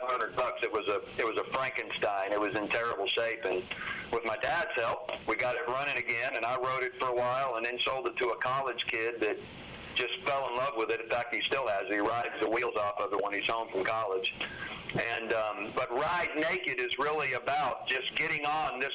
If you've always ridden American V-twins, but you got room in the garage for maybe a second bike, you really need to check out this SV650. That thing, as we would say in North Georgia, that thing was a dang hoot to ride. A dang hoot? Absolutely, a hoot. And here's why, because I think I'm just going to sum it up for the listeners and the viewers, and it is like, okay, yeah, it's pretty much a stripped down version of something that was a monstrosity before. Or it's like when you take everything off a bagger and try to make it into a, I don't know, not really a chopper, but a cruiser. Right, you just strip it down, right? I mean, it is what it is. That, so you weren't really naked, but the bike was. Yeah, but it was good marketing value for me. Fundamental. Absolutely and, good marketing. and then ride the heck out of it, man. That thing is and it sounds cool, man. Even stock pipe It's just got this V-twin roar that is just, I mean, I want to get on the throttle and get it near the triple digits.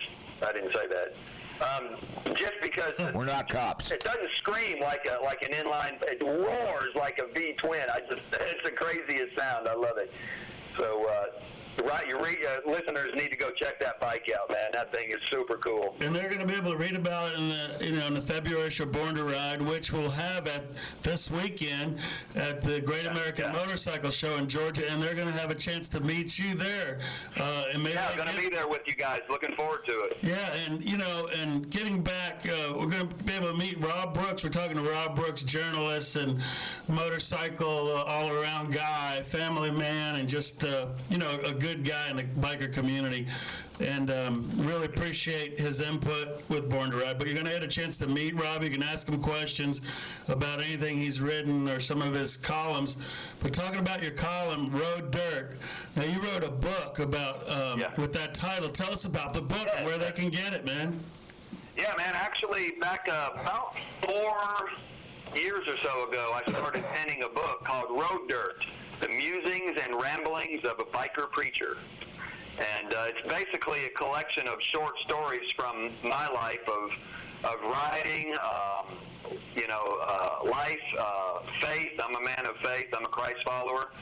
And really, right on. Each chapter is kind of there's about 9-10 chapters in it. It's not a real long book. It's less than 300 pages. And each chapter has got little just short sections in it, little daily readings you can kind of utilize, and bite-sized chunks. You can just read it for a few minutes and enjoy it, and then put it down, come back to it later. I've had people tell me and email me and message me saying that's one of the most enjoyable, easily readable books I've ever picked up. Couldn't put it down till I was done. And that's really what I wanted. I wanted people to really get a snapshot of life as a rider, and just really be inspired and encouraged by it, even if they're not riders themselves. You can actually pick it up on Amazon. I publish it through Amazon, so it's on Amazon and it's on Amazon Kindle. So you can get it as a as a paperback, or you can pick it up as a download via Kindle. And once again, the title and Road Dirt. Look up Road Dirt: The Musings and Ramblings of a Biker Preacher. It should be the only one that comes. By Rob Brooks. Yeah, there's some books out there called Dirt Road and stuff like that, but mine is the only one called Road Dirt. And I'm working on a sequel to it, to be honest with you. A lot's transpired in my life since then, bouts with cancer and job career change and different things like that. So I'm getting ready to start working on more Road Dirt. Awesome. Speaking of careers, what else do you do besides ride and write as far as a career, Rob? Well, I tell folks I'm kind of a jack of several trades, master of none of them. I know that one. I teach part-time at a private school up here in the area. I teach a school called the Decula Classical Academy, more of a traditional education. I teach American history, world history, government. I do that several days a week. I work part-time for a coffee company, PhoenixRoasters.coffee. It's a little local roastery up here that supports mission and relief work in Central and South America with coffee. And it's great. By the way, it's fantastic coffee. That's awesome. And then my wife and I work we manage an orphanage foundation. We called 127 Legacy Foundation, and it's a foundation founded by the doctor that she's worked for about 25 years. We sponsor orphanages and a medical clinic that we're building over in Indonesia, half a world away in the southern hemisphere. You guys just took a trip over there, didn't you? Yeah, actually, this past summer, we're working on the one we're going to be doing in this coming June. We're working on another one, putting together a team and some projects for both orphanages and a community clinic we're building over there on the island of Timor, one of the outlying islands. And so got a lot of things happening. And then I buy and sell bikes on the side. I buy them cheap and fix them up and sell them. I got I got two in the basement, an old 82 Suzuki GSL 850, and then an 81 Honda CB750 Nighthawk that I've got all apart in the basement. My wife really wants me to get it back together and get it on the road so we can sell them, but they're kind of in parts right now. We're working on it. Rob, I'm working on it. How important is it to be able to teach a child in their life about history, about schooling, about what you do in the classroom right now? How important is that? I think it's critical. We've got a lot of people, great people that work in public education, but a lot of them feel like their hands are tied by government regulation and, having to test for testing's sake, and and so much of modern education, is kind of a revisionist version of history. It kind of scrubs out, kind of our Christian, Judeo-Christian heritage to a large degree, which, I hate to see that. And, but really passing on to the next generation an understanding and then a real appreciation for who we are as a people in America, where we've come from, because it's been said that those that forget the past are doomed to repeat it. And so I really feel like it's a big mission, for me to really teach and educate young people about who we are as a people and where we are as a nation and where we've come from. We've made a lot of mistakes as a country. We've done a lot of things right. And, we are still the land of the free and the home of the brave. Very well said. In schooling, I would sometimes wish that they would teach you how to balance a checkbook and, learn how to graduate and be important, a citizen, a productive citizen. Unfortunately, there's not enough of that going around, but we're running out of time. I wanted to ask you real quick about putting back and helping the missions and, your faith. How important is that to maintain, but always, it seems like you're always reaching out to help people like that. And you and your wife are doing an amazing job with that, and you've got to be a big influence by someone there, and I commend you for that. How important is to help the mission? Those people who have really nothing, you guys are making it happen for them.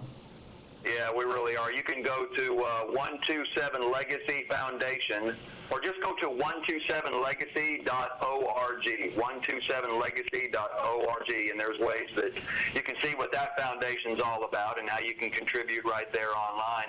But it really, like you said, and like I mentioned earlier, it really all comes from just an overflow of my personal faith. I happen to be a man of faith, a Christ follower, like I said.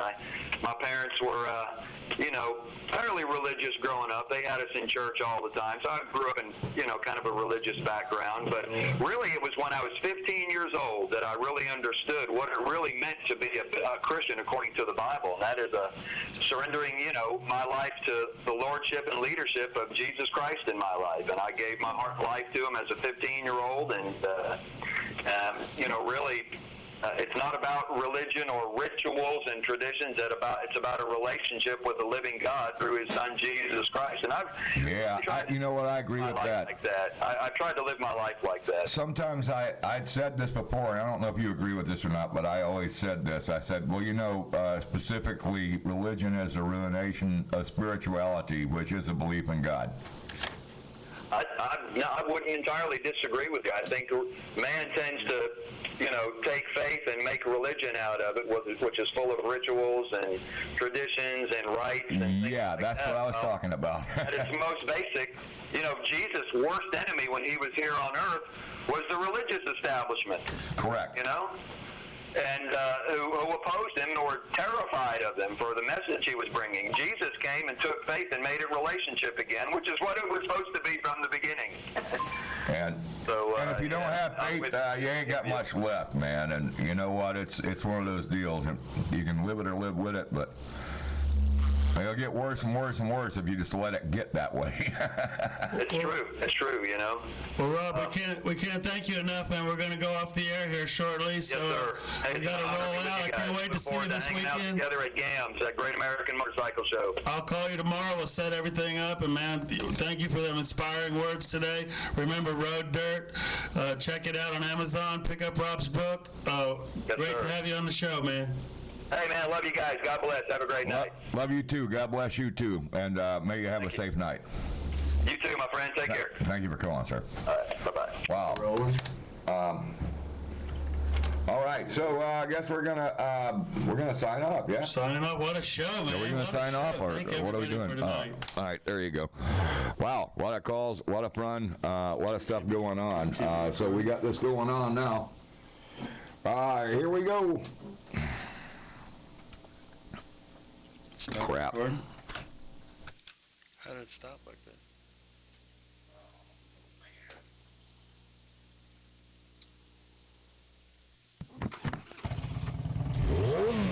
I almost messed that up, Ron. Live